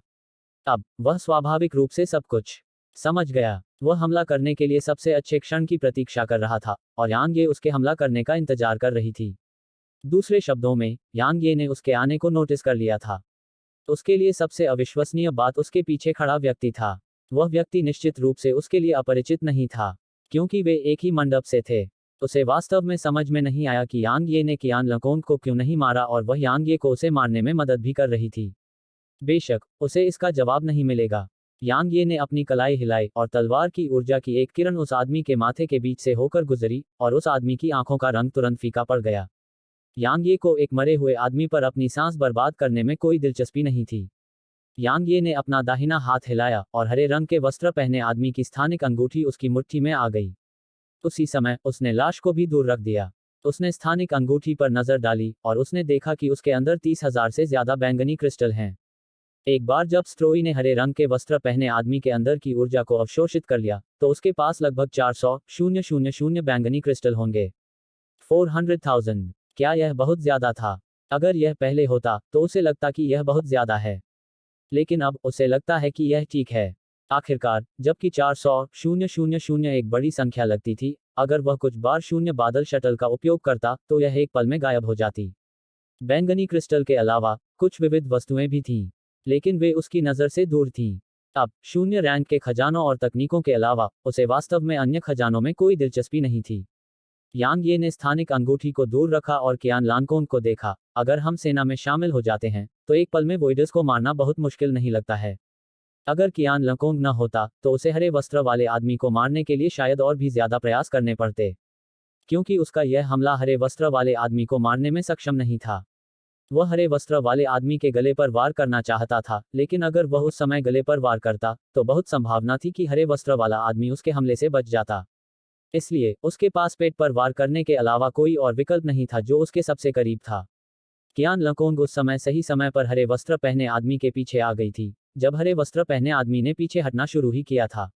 वास्तव में यह कहा जाना चाहिए कि उसे पता था कि वह पीछे हट जाएगा। इस तथ्य के साथ कि उसने उसे चौंका दिया था, वह उसे एक ही हमले में मार डालने में सक्षम थी। ईमानदारी से कहूं तो अगर उसके पास फैंटम शील्ड नहीं होती तो वह भी कियान लानकोंग से डरता। कियान लकोंग ने यांग ही की ओर देखा और बोलने ही वाली थी। अचानक उसके चेहरे का भाव एकदम बदल गया। छोड़ो, अभी निकल जाओ। अध्याय 1278 उससे लड़ो। यांग ये ने कियान लैनकोंग की बात सुनकर भौहें सिकोड़ ली और वह हैरान हो गया। अचानक उसके चेहरे के भाव बदल गए। वह मौके पर ही गायब होने में संकोच नहीं किया और वह भी उसी समय गायब हो गई। कुछ ही समय बाद वहां की जगह किसी क्षेत्र की सतह की तरह लहरदार हो गई। शुरुआत में केवल 300 मीटर के क्षेत्र में ही लहरदार लहरें उठी, लेकिन धीरे धीरे यह 30 किलोमीटर के क्षेत्र में फैल गई। ऐसा लग रहा था जैसे समुद्र के ऊपर से कोई आंधी चल रही हो। यांग ये, अचानक एक आवाज गूंजी और फिर आसपास का माहौल शांत होने में ज्यादा समय नहीं लगा। इस बीच सीनियर युआन और अन्य लोग यहां पहुंचे। वरिष्ठ युआन ने गंभीरता से कहा, फैंग कियानशा मर चुका है। ये मिंग ने पूछा, तुम्हें कैसे पता? सीनियर युआन ने दूर की ओर देखा, अगर फैंग कियानशा मरा नहीं है तो स्लेयर पवेलियन का मालिक खुद आगे क्यों आएगा? ये मिंग ने अपना सिर हिलाया, मैंने कभी नहीं सोचा था कि स्लेयर पवेलियन, जिसने पूरे वील्ड रीजन में सभी के दिलों में डर पैदा कर दिया था, वास्तव में इतने कम समय में 2 वोइडर्स को खो देगा। इसके अलावा वे एक अर्ध सम्राट के हाथों भी हार गए। हाहा, स्लेयर पवेलियन को इस बार वाकई बहुत नुकसान उठाना पड़ा है। स्लेयर पवेलियन में सिर्फ 3 वोइडर बचे थे, अब जबकि यांग ये ने एक को मार दिया था और दूसरे को पकड़ लिया था। इसका मतलब था कि स्लेयर पवेलियन में सिर्फ एक वोइडर बचा था। उसे सचमुच भयंकर क्षति हुई थी। दरअसल जिस समय वे चौंके थे उसी समय उनके दिल में खुशी की एक झलक भी थी जब उन्होंने सुना कि यांग ये ने फैंग कियानशा को मार दिया है। यह किसी और कारण से नहीं बल्कि इसलिए था क्योंकि उन्हें स्लेयर पवेलियन पसंद नहीं था। आखिरकार यह हत्यारों का एक संगठन था और इसके सदस्य रहस्यमय थे। वे छाया में छिपे हुए थे और व्यवहारिक रूप से हर दूसरे कबीले और संप्रदाय में स्लेयर पवेलियन के सदस्य छिपे हुए थे। जब तक स्लेयर पवेलियन को पर्याप्त भुगतान किया जाता रहा, तब तक वे हत्यारे अचानक से उनके पास आकर उनके गले में ब्लेड घोंप देते। खुले में हमला करना आसान है, लेकिन अंधेरे में तीर चलाना मुश्किल है। यहां तक युआन कबीले को भी स्लेयर पवेलियन से बहुत डर लगता था। इसलिए अब जब स्लेयर पवेलियन कमजोर हो गया था तो यह उनके लिए बुरी बात नहीं थी। वरिष्ठ युआन, अब हमें क्या करना चाहिए? ये मिंग ने पूछा। यह युआन कबीला ही था जिसने उन्हें यांग ये का शिकार करने और उसे मारने के लिए संगठित किया था, और युआन कबीला घूंघट क्षेत्र की शक्तियों में सबसे मजबूत कबीला था। इसके अलावा वरिष्ठ युआन यहाँ के शून्यवादियों में सबसे मजबूत था। इसलिए वे सभी वरिष्ठ युआन को अपना नेता मानते थे। कम से कम अभी के लिए वह उनका नेता था। सीनियर युआन ने बहुत देर तक सामने की ओर देखा और फिर कहा, रुको रुको। ये मिंग ने भौहें सिकोड़ी। जहां तक उसका सवाल था, उन्हें मदद के लिए जाना चाहिए था। अगर उन्होंने मदद की होती तो यांग ये की तो बात ही छोड़िए, क्वासी एम्परर दायरे में जियान गुजी को भी मौत का सामना करना पड़ता। लेकिन उसने उम्मीद नहीं की थी कि सीनियर युआन वास्तव में इंतजार करना जारी रखने का इरादा रखता है। दूसरे शब्दों में, सीनियर युआन का हमला करने का कोई इरादा नहीं था। लेकिन उसे समझ में आने में ज्यादा समय नहीं लगा। सीनियर युआन चाहते थे कि यांग यी और स्लेयर पवेलियन एक दूसरे को कुचल दें। यदि वीर क्षेत्र में कोई ऐसी शक्ति थी जो युआन कबीले के लिए खतरा बन सकती थी, तो वह निश्चित रूप से स्लेयर पवेलियन था।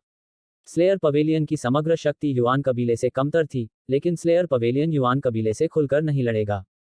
उनकी सबसे भयानक क्षमता हत्या करना था। जैसा कि कहा गया था, खुले में हमला चकमा देना आसान है, लेकिन अंधेरे में खंजर से बचना मुश्किल है। यहाँ तक युआन कबीला भी शायद हर दिन चिंता में रहेगा अगर उसे बेहद दुर्जय हथियारों के समूह द्वारा निशाना बनाया जाए। यह स्वाभाविक रूप से सबसे अच्छा था अगर स्लेयर पवेलियन के मास्टर यांग ये को मार सकते थे और उनका उद्देश्य पूरा हो जाता।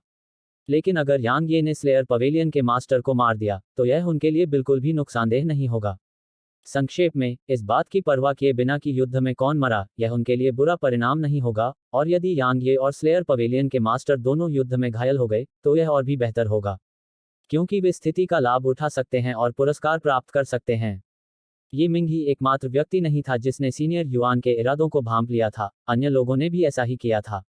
आखिरकार, वे 10,000 से अधिक वर्षों तक जीवित रहे थे, इसलिए उनके पास कम से कम इतनी बुद्धिमत्ता तो थी ही। उन्होंने सीनियर युआन के कार्यों का समर्थन किया क्योंकि उन्हें भी स्लेयर पवेलियन पसंद नहीं था। इस बीच, सीनियर युआन ने कहा, मदद मत करो, बस उनके साथ बने रहने की पूरी कोशिश करो। जैसे ही उसने बोलना समाप्त किया, वे सभी वहीं गायब हो गए। यांग यी और कियान लानकोंग तेजी से आगे बढ़ रहे थे। कुछ ही पलों में वे 10 लाख किलोमीटर से ज्यादा दूर थे। यांग ये ने पूछा, क्या यह स्लेयर पवेलियन का स्वामी है? कियान लानकोंग की आंखों में गंभीरता थी। हाँ। यांग ये ने पूछा, वह कितना ताकतवर है? कियान लानकोंग ने जवाब दिया, हमारी संयुक्त शक्ति भी उसका मुकाबला नहीं कर सकती। यांग ये की आंखें थोड़ी सिकुड़ गईं। जाहिर है, स्लेयर पवेलियन का मालिक 10,000 पैरों वाले सेंटीपीड के स्तर का अस्तित्व था। इसके अलावा, वह और भी भयानक हो सकता था, क्योंकि वह एक हत्यारा था, एक हत्यारा जो कहीं से भी प्रकट हो सकता था। 10,000 पैरों वाले सेंटीपीड से लड़ना एक आमने सामने की लड़ाई थी, लेकिन स्लेयर पवेलियन का मालिक छाया से हमला कर सकता था। उसने पहले भी एक हत्यारे की तरह काम किया था और परछाई से हत्याएं की थी, इसलिए वह अच्छी तरह जानता था कि हत्यारे कितने भयानक होते हैं। यह तो बताने की जरूरत नहीं कि वह वोइडर दायरे का एक हत्यारा था। मैं न तो भाग सकता हूं और न ही उसे छाया में छिपने दे सकता हूं। यांग ये कुछ देर चुप रहा, फिर उसने फैसला किया, भागने से उसकी गहन ऊर्जा बर्बाद हो जाएगी। एक बार जब यह खत्म हो जाएगी, तो वह और भी बदतर स्थिति में होगा। इसके अलावा, अगर स्लेयर पवेलियन का मालिक छिप गया और खुद को दिखाने से इनकार कर दिया, तो यांग ये व्यावहारिक रूप से असहाय हो जाएगा, क्योंकि यांग ये को हर समय चौकन्ना रहना होगा और थोड़ी सी भी ढील देने पर स्लेयर पवेलियन के मालिक से निश्चित रूप से घातक प्रहार का सामना करना पड़ेगा। झगड़ा करना, वह केवल लड़ सकता था। उसे स्लेयर पवेलियन के स्वामी को उसके साथ आमने सामने की लड़ाई में लड़ने के लिए मजबूर करना पड़ा। निर्णय लेने के बाद, यांग ये ने कियान लानकोंग को एक आवाज भेजी, अपने आप को और दूर छिपा लो और अभी हमला मत करो। तुम्हें किस पर हमला करना चाहिए, यह खुद तय करो। वह नहीं चाहता था कि वह लड़ाई में शामिल हो ताकि स्लेयर पवेलियन के मास्टर उससे सीधे लड़ें। अगर स्लेयर पवेलियन के मास्टर को पता होता कि कियान लानकोंग यहाँ है, तो वह निश्चित रूप से यांग ये से सीधे नहीं लड़ता। कियान लानकोंग ने पूछा, आप क्या योजना बना रहे हैं? यांग ये ने जवाब दिया, उससे लड़ने के लिए। तुम पागल हो गए हो?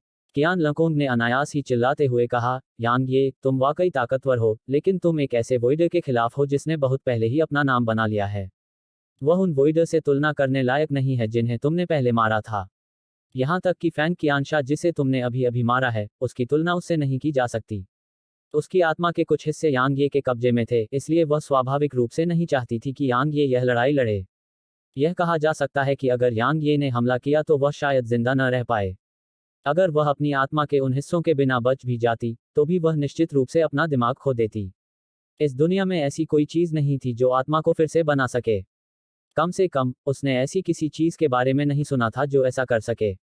यांग ये ने उत्तर दिया, तो फिर आपको क्या लगता है कि हमें क्या करना चाहिए? कियान लानकोंग तुरंत अवाक रह गया। हमें क्या करना चाहिए? भागते रहना चाहिए। लेकिन कब तक भागना चाहिए? यह उसके लिए तुलनात्मक रूप से बेहतर था, लेकिन यांग ये की गहन ऊर्जा निश्चित रूप से उसे लंबे समय तक भागने की अनुमति नहीं देगी। एक बार जब उसकी गहन ऊर्जा समाप्त हो जाएगी तो वह कैसे भागेगा? उस समय, भागना तो दूर की बात है, यहाँ तक जवाबी हमला भी असंभव होगा। कुछ क्षणों की चुप्पी के बाद कियान लानकोंग ने जवाब दिया, क्या आप वास्तव में उससे लड़ने का इरादा रखते हैं? यांग ये ने उत्तर दिया, मेरे पास कोई अन्य विकल्प नहीं है। उसने पूछा, क्या तुम्हें विश्वास है? नहीं, यांग ये ने उत्तर दिया। वह वास्तव में नहीं था। स्लेयर पवेलियन का स्वामी 10,000 पैरों वाले सेंटीपीड के स्तर का था। इसलिए यदि वह तलवार भगवान की मुहर का उपयोग अपनी तलवार की मंशा को अर्धवापसी रैंक में सुधारने के लिए करता, तो शायद वह अपने दुश्मन को मारने में सक्षम हो सकता था। हालांकि वह वर्तमान स्थिति में इसका उपयोग करने की बिल्कुल भी हिम्मत नहीं कर पाया। घूंघट वाले क्षेत्र के उन लोगों का तो कहना ही क्या, वह कियान लकोन पर भी भरोसा नहीं करता था। उसकी अंतरिक्ष संबंधी तकनीकों पर ध्यान दो। अंतरिक्ष पर उसका नियंत्रण मुझसे ज्यादा है और उसके पास हवा के नियम भी हैं। उसके बोलते ही उसकी आकृति वहीं गायब हो गई। उसके चले जाने के बाद यांग ये रुका, कुछ बैंगनी क्रिस्टल निकाले, उन्हें निगल लिया और फिर अपनी आंखें बंद कर लीं। कुछ सांसों के बाद उसकी मुट्ठी में एक रक्त लाल तलवार दिखाई दी। वर्तमान में उसकी पुनर्जन्म रैंक तलवार की मंशा उसके वध की मंशा से बेहतर थी, इसलिए स्वर्ग के ग्रेवस्टोन का उपयोग करने से अब आसपास का वातावरण रक्तलाल नहीं होगा, क्योंकि उसकी तलवार की मंशा से घातक ऊर्जा और वध की मंशा दब गई थी। उसके बाद उसने अपनी आंखें खोलीं और कहा, जब तुम यहाँ हो तो अपने आप को क्यों नहीं दिखाते? उसे कोई जवाब नहीं मिला। यांग ये ने हंसते हुए कहा, आप एक प्रसिद्ध असाधारण विशेषज्ञ हैं। मुझे मत बताइए कि आपको मेरे जैसे अर्ध सम्राट के खिलाफ हत्या की तकनीक का उपयोग करना है। आप कोई साधारण अर्ध सम्राट नहीं हैं। इस बीच एक आवाज गूंजी, मुझे डर है कि आप शायद महाद्वीप पर एकमात्र अर्ध सम्राट हैं जो अभी वोइडर्स को मार सकते हैं। हालांकि आप सही हैं। मुझे वास्तव में आपकी हत्या करने की जरूरत नहीं है। जैसे ही आवाज गूंजना बंद हुई, काले वस्त्र और काला मुखौटा पहने एक आदमी यांग ये से बहुत दूर नहीं दिखाई दिया। यांग ये का दिल कांप उठा जब उसने नकाबपोश आदमी को देखा। हालांकि वह आदमी उससे बहुत दूर नहीं था, फिर भी वह नकाबपोश आदमी को महसूस नहीं कर सका। ऐसा लग रहा था जैसे वह आदमी अंतरिक्ष, हवा और पूरी दुनिया के साथ एक हो गया हो। अत्यंत मजबूत। यांग ये ने उस आदमी के बारे में यही महसूस किया था। नकाबपोश आदमी ने कहा, फैंग कियानशा मर चुकी है, जबकि कियान लकोंग अभी भी जीवित है।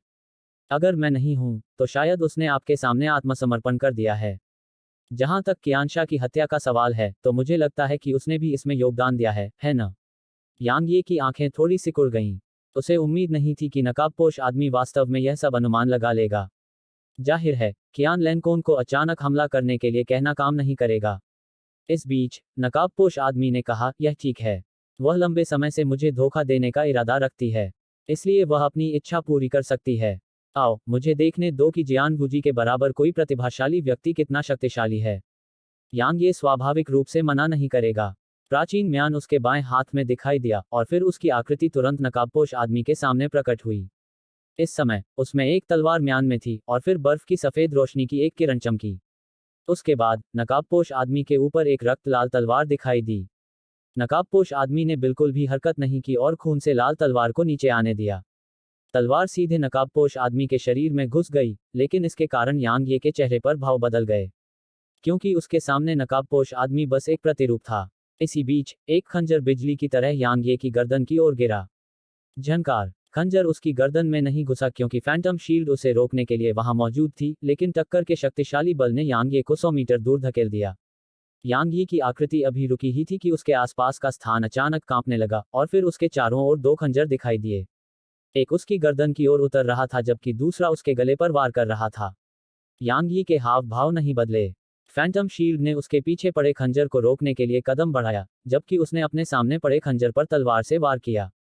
खड़खड़ाहट, खड़खड़ाहट। दोनों खंजर रुक गए। हालांकि यांग ये की पुतलियां अचानक सिकुड़ गईं, क्योंकि एक खंजर अचानक उसी समय उसके सामने आ गया था और उसने उसके पेट में वार कर दिया। अनुभव करना। तुरंत ही खून बहने लगा और उसके पेट में घुसा खंजर क्षैतिज रूप से कटने से पहले थोड़ा हिला। अनुभव करना। अध्याय 1279 एक खूनी लड़ाई। खंजर क्षैतिज रूप से घूम गया और यांग ये को 2 टुकड़ों में काटने वाला था।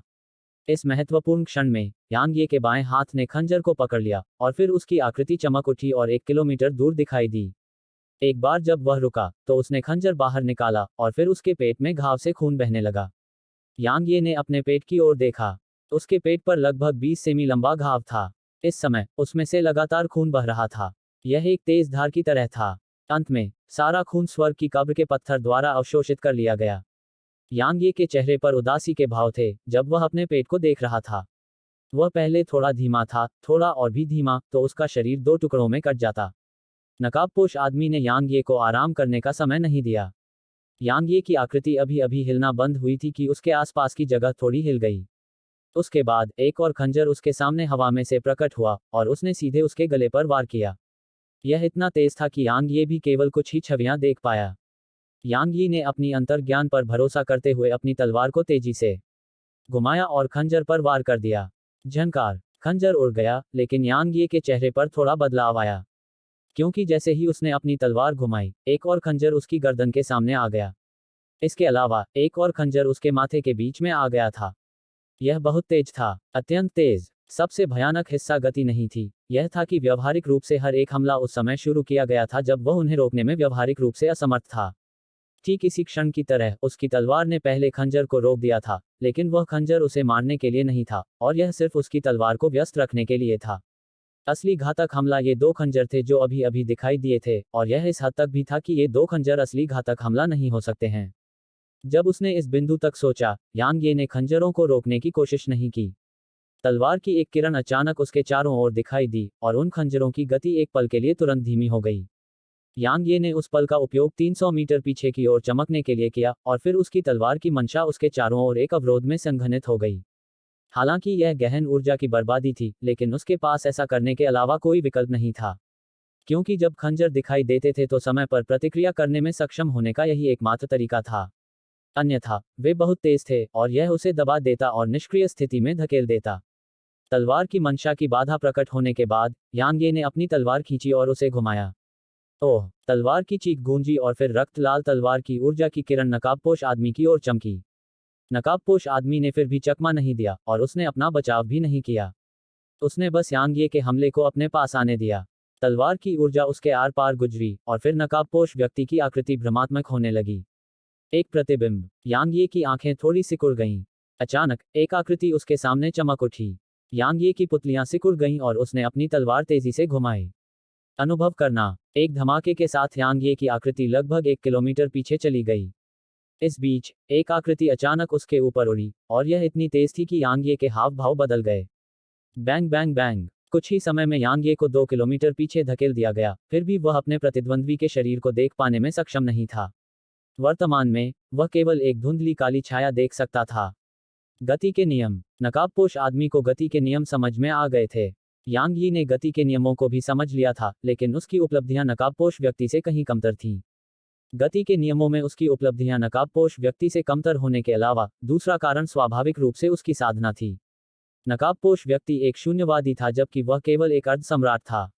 इस बीच यांग यी ने फिर से एक धुंधली छाया देखी, और यह देखकर उसका दिल कांप उठा। उसकी आंखों में दृढ़ संकल्प की एक झलक दिखाई दी, और उसने अपना दाहिना हाथ कसकर पकड़ लिया और अपनी मुट्ठी आगे की ओर पटक दी। कगार कानून। उसकी मुट्ठी से ऊर्जा की एक भयानक लहर निकली और उसके परिणामस्वरूप अंतरिक्ष ध्वस्त हो गया। टकराना। यांग यी के सामने की काली छाया 300 मीटर दूर उड़ गई। नकाबपोश आदमी को दूर भगाने, उनके बीच जगह बनाने और पहल करने के बाद यांग ये स्वाभाविक रूप से अपने द्वारा बनाए गए इस अवसर को नहीं छोड़ेगा। उसने अपना दाहिना पैर नीचे पटका और एक प्रकाश की किरण में तब्दील हो गया जो उसी समय गायब हो गई।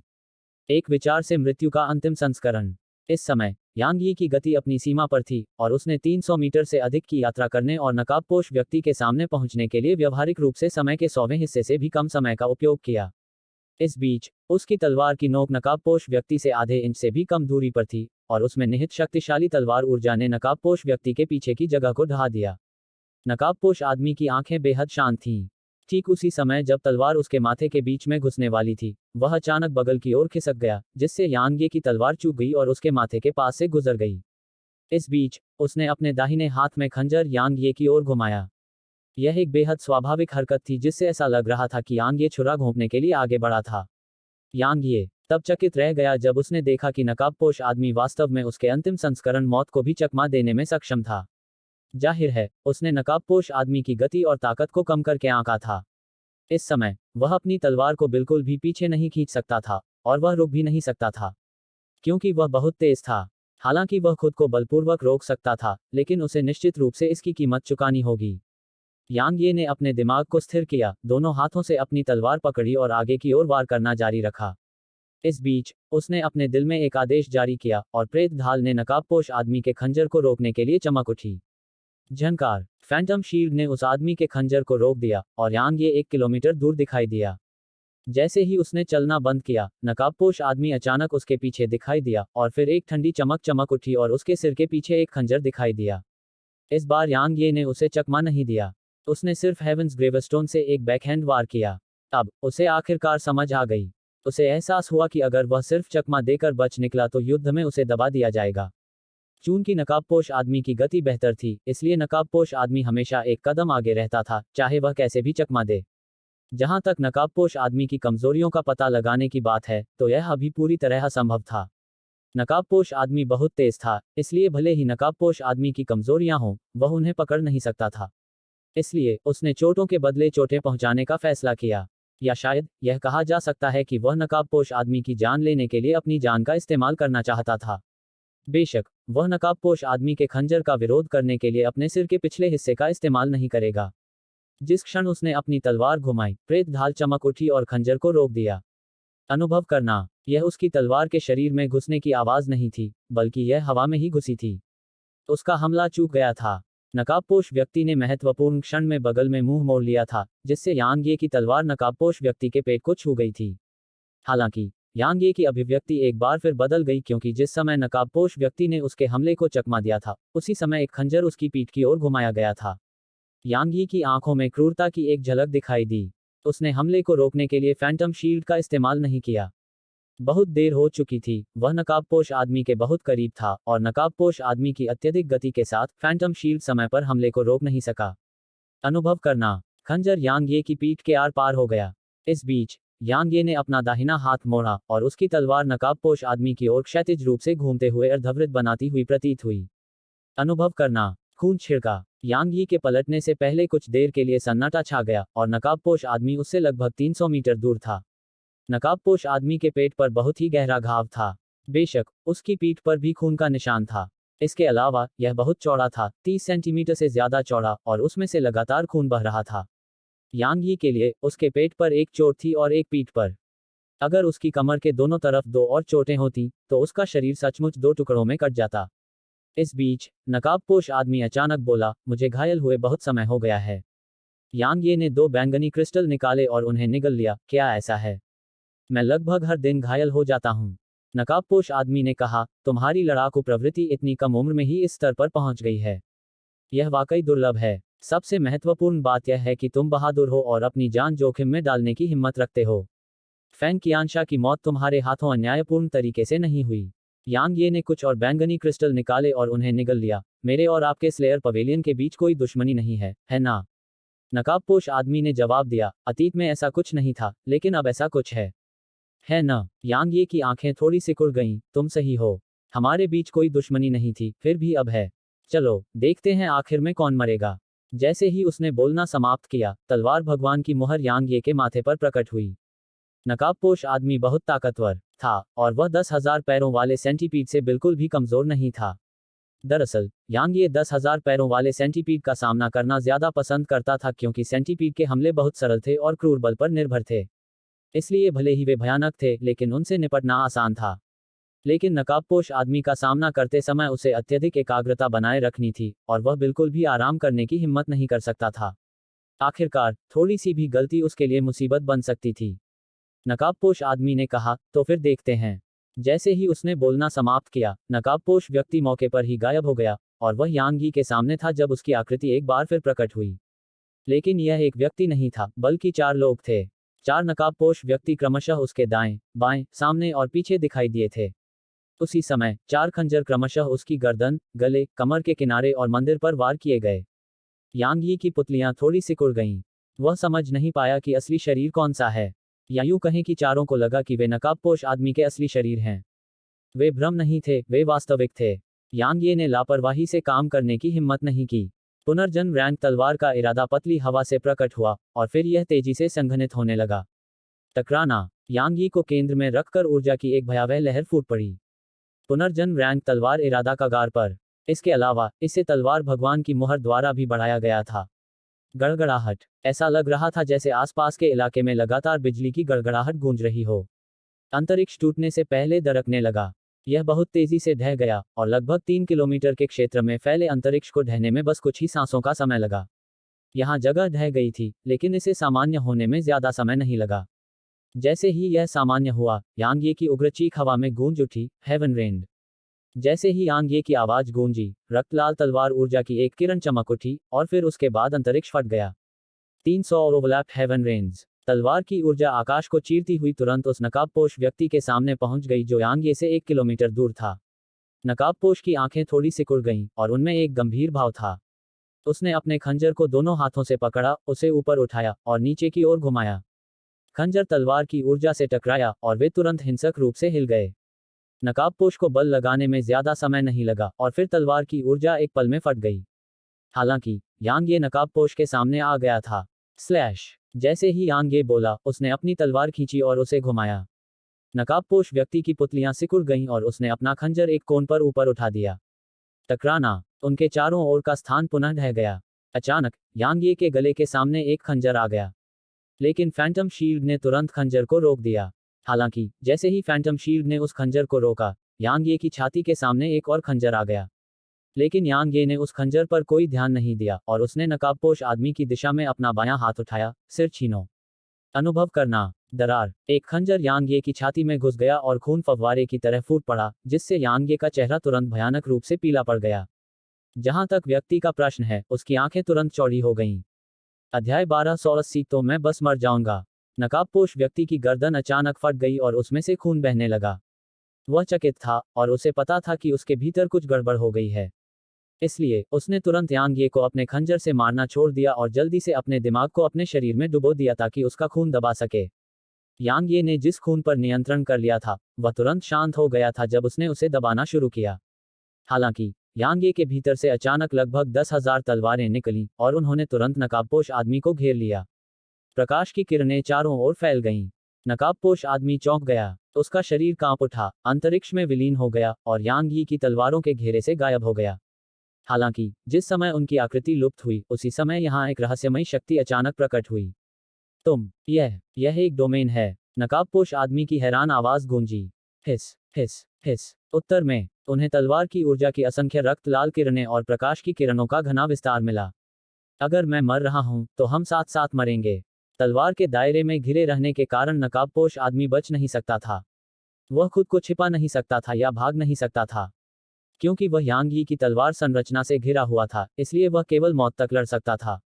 Swish swish swish. Hiss hiss hiss. तलवार की ऊर्जा और अंतरिक्ष के टूटने की ध्वनि लगातार गूंज रही थी, जबकि रक्त का छिड़काव अंतहीन था।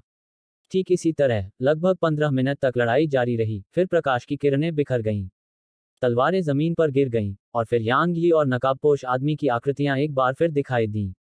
इस समय नकाबपोश के शरीर में 5 तलवारें फंसी हुई थीं। उसके हर अंग और छाती पर एक एक तलवार थी। इसके अलावा उसके शरीर पर अनगिनत चोटें थीं, खास तौर पर उसकी छाती, जिस पर कई छेद थे। ऐसा लग रहा था जैसे उसे लाखों तीर लगे हों।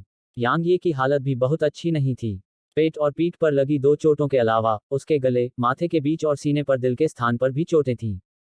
सौभाग्य से वे सभी बहुत गहरी नहीं थीं और जानलेवा भी नहीं थीं।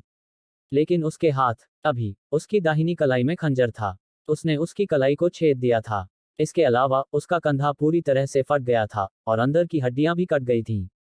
उसके कंधे को थामे रखने के लिए सिर्फ थोड़ा सा मांस और हड्डी बची थी और उसका पूरा हाथ ऐसे लटक रहा था जैसे किसी भी पल गिर जाएगा। नकाबपोश आदमी यांग ये को देख रहा था जबकि यांग ये भी नकाबपोश आदमी को देख रहा था। उन दोनों ने हमला नहीं किया। ऐसा नहीं था कि वे हमला नहीं करना चाहते थे, बल्कि इसलिए कि वे हमला करने में सक्षम नहीं थे। अचानक नकाबपोश आदमी के पीछे का स्थान हिल गया और फिर एक खंजर नकाबपोश आदमी के गले में घुस गया। यह निश्चित रूप से कियान लानकोंग था। नकाबपोश आदमी ने पूछा, क्यों? कियान लैंकोंग के चेहरे पर एक क्रूर भाव था। क्या आपको कुछ 100 साल पहले ज़ैफिर सिटी काली कबीला याद है? मुझे लगता है कि आप निश्चित रूप से भूल गए हैं। क्योंकि आपने इतने सारे लोगों को मार डाला है, तो आप एक तुच्छ दुनिया को कैसे याद रख सकते हैं? लेकिन मुझे याद है, ली कबीले में 1300 से अधिक सदस्य थे। 1300 से अधिक सदस्यों को आपने मार डाला। दुर्भाग्य से, आप एक को भूल गए। असंभव, नकाबपोश आदमी ने आगे कहा, जब मैं हमला करता हूं तो कभी किसी को चूकता नहीं। क्या तुम जानते हो कि तुम एक को क्यों चूक गए?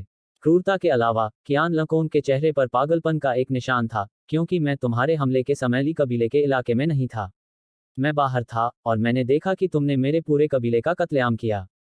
उन्हें मारने के बाद तुम मेरे पास आए और मेरा सिर सहलाया। हाहा, उस समय तुम्हें निश्चित रूप से पता नहीं था कि मैं भी ली कबीले का सदस्य था। अब मुझे तुम्हारी याद आ गई। नकाबपोश आदमी ने कहा, तुमने 3 दिन और रात तक मेरा पीछा किया और तुम चाहते थे कि मैं तुम्हें अपना शिष्य मान लूं। मैंने मना कर दिया, लेकिन मैं तुम्हें अपने स्लेयर पवेलियन में ले आया क्योंकि तुम बहुत जिद्दी थे और मैंने दूसरों से तुम्हें सिखाने के लिए कहा। हाहा, मैं सोच रहा था कि तुम मुझे धोखा क्यों दोगे। तो तुम हमेशा से ऐसा करना चाहते थे। तुम। इस बिंदु पर उसकी आवाज अचानक बंद हो गई क्योंकि कियान लिंकॉन का खंजर धीरे धीरे उसका गला काट रहा था और वहां से खून की बौछार हुई और कियान लिंकॉन के खंजर और हाथ दोनों चमकीले लाल हो गए। उस आदमी को अपनी आखिरी सांस लेने में ज्यादा समय नहीं लगा। इस बीच यांग ये ने अचानक अपनी उंगली को थोड़ा सा हिलाया और उसने नकाबपोश आदमी की लाश और तलवारें दोनों को हटा दिया। कियान लकोंग ने यांग ये को देखा जबकि यांग ये भी उसे देख रहा था। वह कुछ नहीं बोली और उसकी आंखें शांत थीं, फिर भी सामान्य नहीं थीं। अचानक यांग ये के मुंह के कोनों पर एक मुस्कान उभरी। क्या तुम मुझे मारने और अपनी आत्मा के धागे वापस लेने की सोच रहे हो? कियान लकोंग ने कुछ नहीं कहा और वह यांग ये की ओर चलने लगी। उसे यांग ये के सामने पहुंचने में ज्यादा समय नहीं लगा। उसके बाद उसने अपना खंजर यांग ये के गले पर दबा दिया। तुम मेरी आत्मा को नष्ट कर दोगे, उसी क्षण मैं तुम्हारा सिर काट सकती हूँ। मैं तुम्हें अपने साथ नीचे नहीं ले जाना चाहती और मैं तुम्हारे साथ दुश्मनी नहीं करना चाहती। मुझे मेरी आत्मा वापस दे दो और मैं चली जाऊंगी। यांग ये ने अपना सिर हिलाया। नहीं। कियान लकोंग की आंखें थोड़ी सिकुड़ गईं, जबकि उनके भीतर हत्या का इरादा प्रकट हुआ। यांग ये, मैं हम दोनों को पीड़ा नहीं देना चाहता, लेकिन इसका मतलब यह नहीं है कि मैं तुम्हें अपने साथ नीचे ले जाने की हिम्मत नहीं करता। जरा सोचो, अगर मैं तुम्हें अपने साथ नीचे ले जाऊं तो तुम्हारा तलवार गठबंधन और तुम्हारे प्रियजन क्या करेंगे? इसके अलावा हमारे बीच कोई दुश्मनी नहीं है, तो क्या मेरे साथ मरना उचित है? ऐसा नहीं है, यांग ये ने आगे कहा, लेकिन अगर मैं इसे तुम्हें वापस कर दूं और तुम मुझे यहाँ छोड़कर चले जाओ, तो मैं तब भी मर जाऊंगा जब घूंघट वाले क्षेत्र से वे लोग आएंगे। कियान लानकोंग ने ठंडे स्वर में कहा, यह आपकी समस्या है। यांग ये ने कहा, इसे आपको लौटाने से मेरी मृत्यु हो जाएगी, इसे आपको न लौटाने से भी मेरी मृत्यु हो जाएगी। तो ऐसा करने के बजाय मैं आपको अपने साथ क्यों नहीं ले जाती? कम से कम मेरे साथ कोई तो होगा। क्या आपको भी ऐसा नहीं लगता? कियान लकोंग ने उसे बहुत देर तक देखा और फिर पूछा, तुम क्या चाहते हो? यांग ये ने जवाब दिया, यह बहुत आसान है। मुझे यहाँ से ले चलो और मैं पूरी तरह से ठीक हो जाने के बाद तुम्हारी आत्मा वापस कर दूंगा। कियान लानकोंग ने पूछा, आप मुझे क्या आश्वासन दे सकते हैं? यांग ये ने अपना सिर हिलाया, मुझे नहीं पता कि मैं तुम्हें मुझ पर कैसे भरोसा दिलाऊं। किसी भी हालत में मेरी मदद करो और मैं ठीक होने के बाद तुम्हारी आत्मा लौटा दूंगा।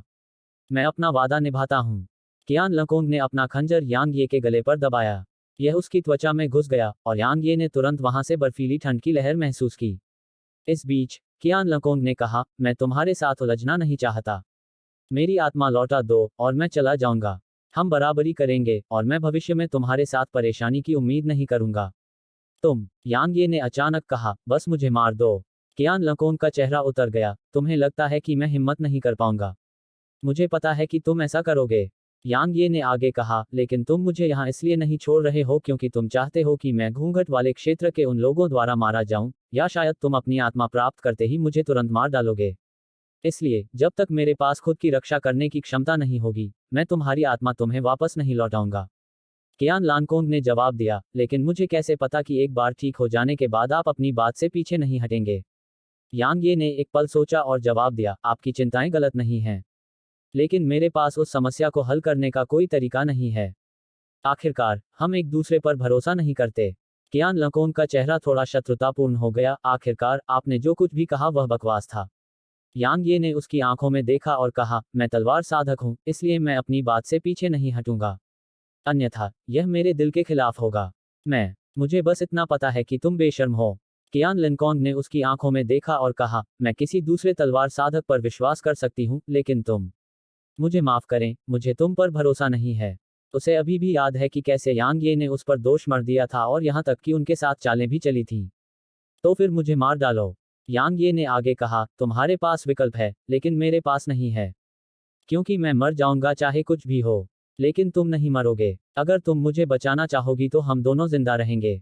उसने कहा, क्या आप अंत तक बेशर्मी से काम करने की कोशिश कर रहे हैं? यांग ये बोलने ही वाला था कि अचानक कियान लकोंग ने भौहें सिकोड़ ली, कोई आ रहा है। यांग ये ने जवाब दिया, अगर मैं आपकी आत्मा लौटा दूं, तो मैं तब भी मर जाऊंगी, भले ही आप मुझे मारकर न चले जाएं। उसने समझौता किया, मुझे मेरी आत्मा वापस दे दो और मैं तुम्हें बचा लूंगी। यांग ये ने अपना सिर हिलाया, पहले मुझे बचाओ और मैं इसे तुम्हें लौटा दूंगा। उसकी आवाज क्रूर हो गई, क्या तुम सचमुच मरना चाहते हो? यांग ये ने सीधे उसकी ओर देखा। जैसे ही उसने यांग ये को देखा जो उसे मार डालने के लिए कह रहा था, कियान लैनकोंग का चेहरा भयावह रूप से उदास था। कुछ सांसें बीतने के बाद उसने अचानक यांग ये को पकड़ लिया और वहीं गायब हो गई। उन दोनों के गायब होने के कुछ ही क्षण बाद सीनियर युआन और अन्य लोग यहां आ पहुंचे। ये मिंग ने गंभीरता से कहा, यहाँ की जगह कई बार ढह चुकी है और हवा में खून की गंध बनी हुई है। जाहिर है उन्होंने यहाँ जमकर लड़ाई लड़ी होगी। एक बूढ़े आदमी ने पूछा, कौन जीता? ये मिंग और बाकी लोगों ने सीनियर युआन को देखा। सीनियर युआन ने आसपास के माहौल को देखते हुए भौहें सिकुड़ी और फिर कहा, अगर यांग ये मर चुका है तो मुझे लगता है कि स्लेयर पवेलियन का मालिक हमें उसकी मौत की सूचना देगा।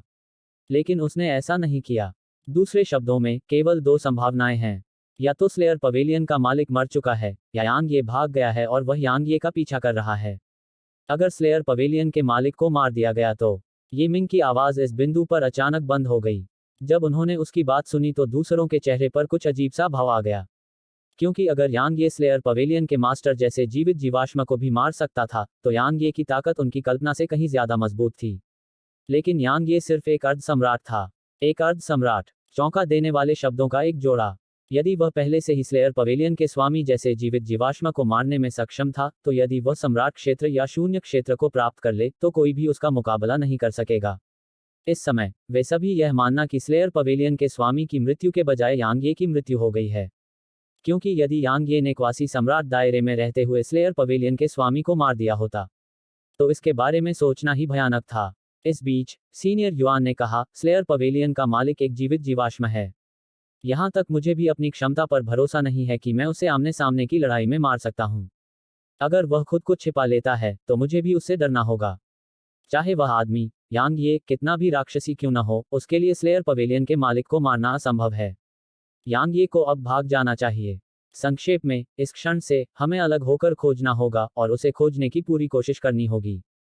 यह सुनकर बाकी लोगों ने एक दूसरे की तरफ देखा। उन्हें पता था कि सीनियर युआन भी इस समय थोड़ा चिंतित था।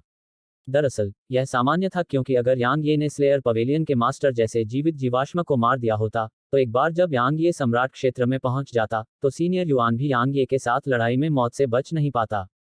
वे सभी भारी मन से वहीं गायब हो गए। इस बीच जब सीनियर युआन ने दूर की ओर देखा तो पहली बार उसकी आंखों में हत्या का इरादा दिखाई दिया था। ...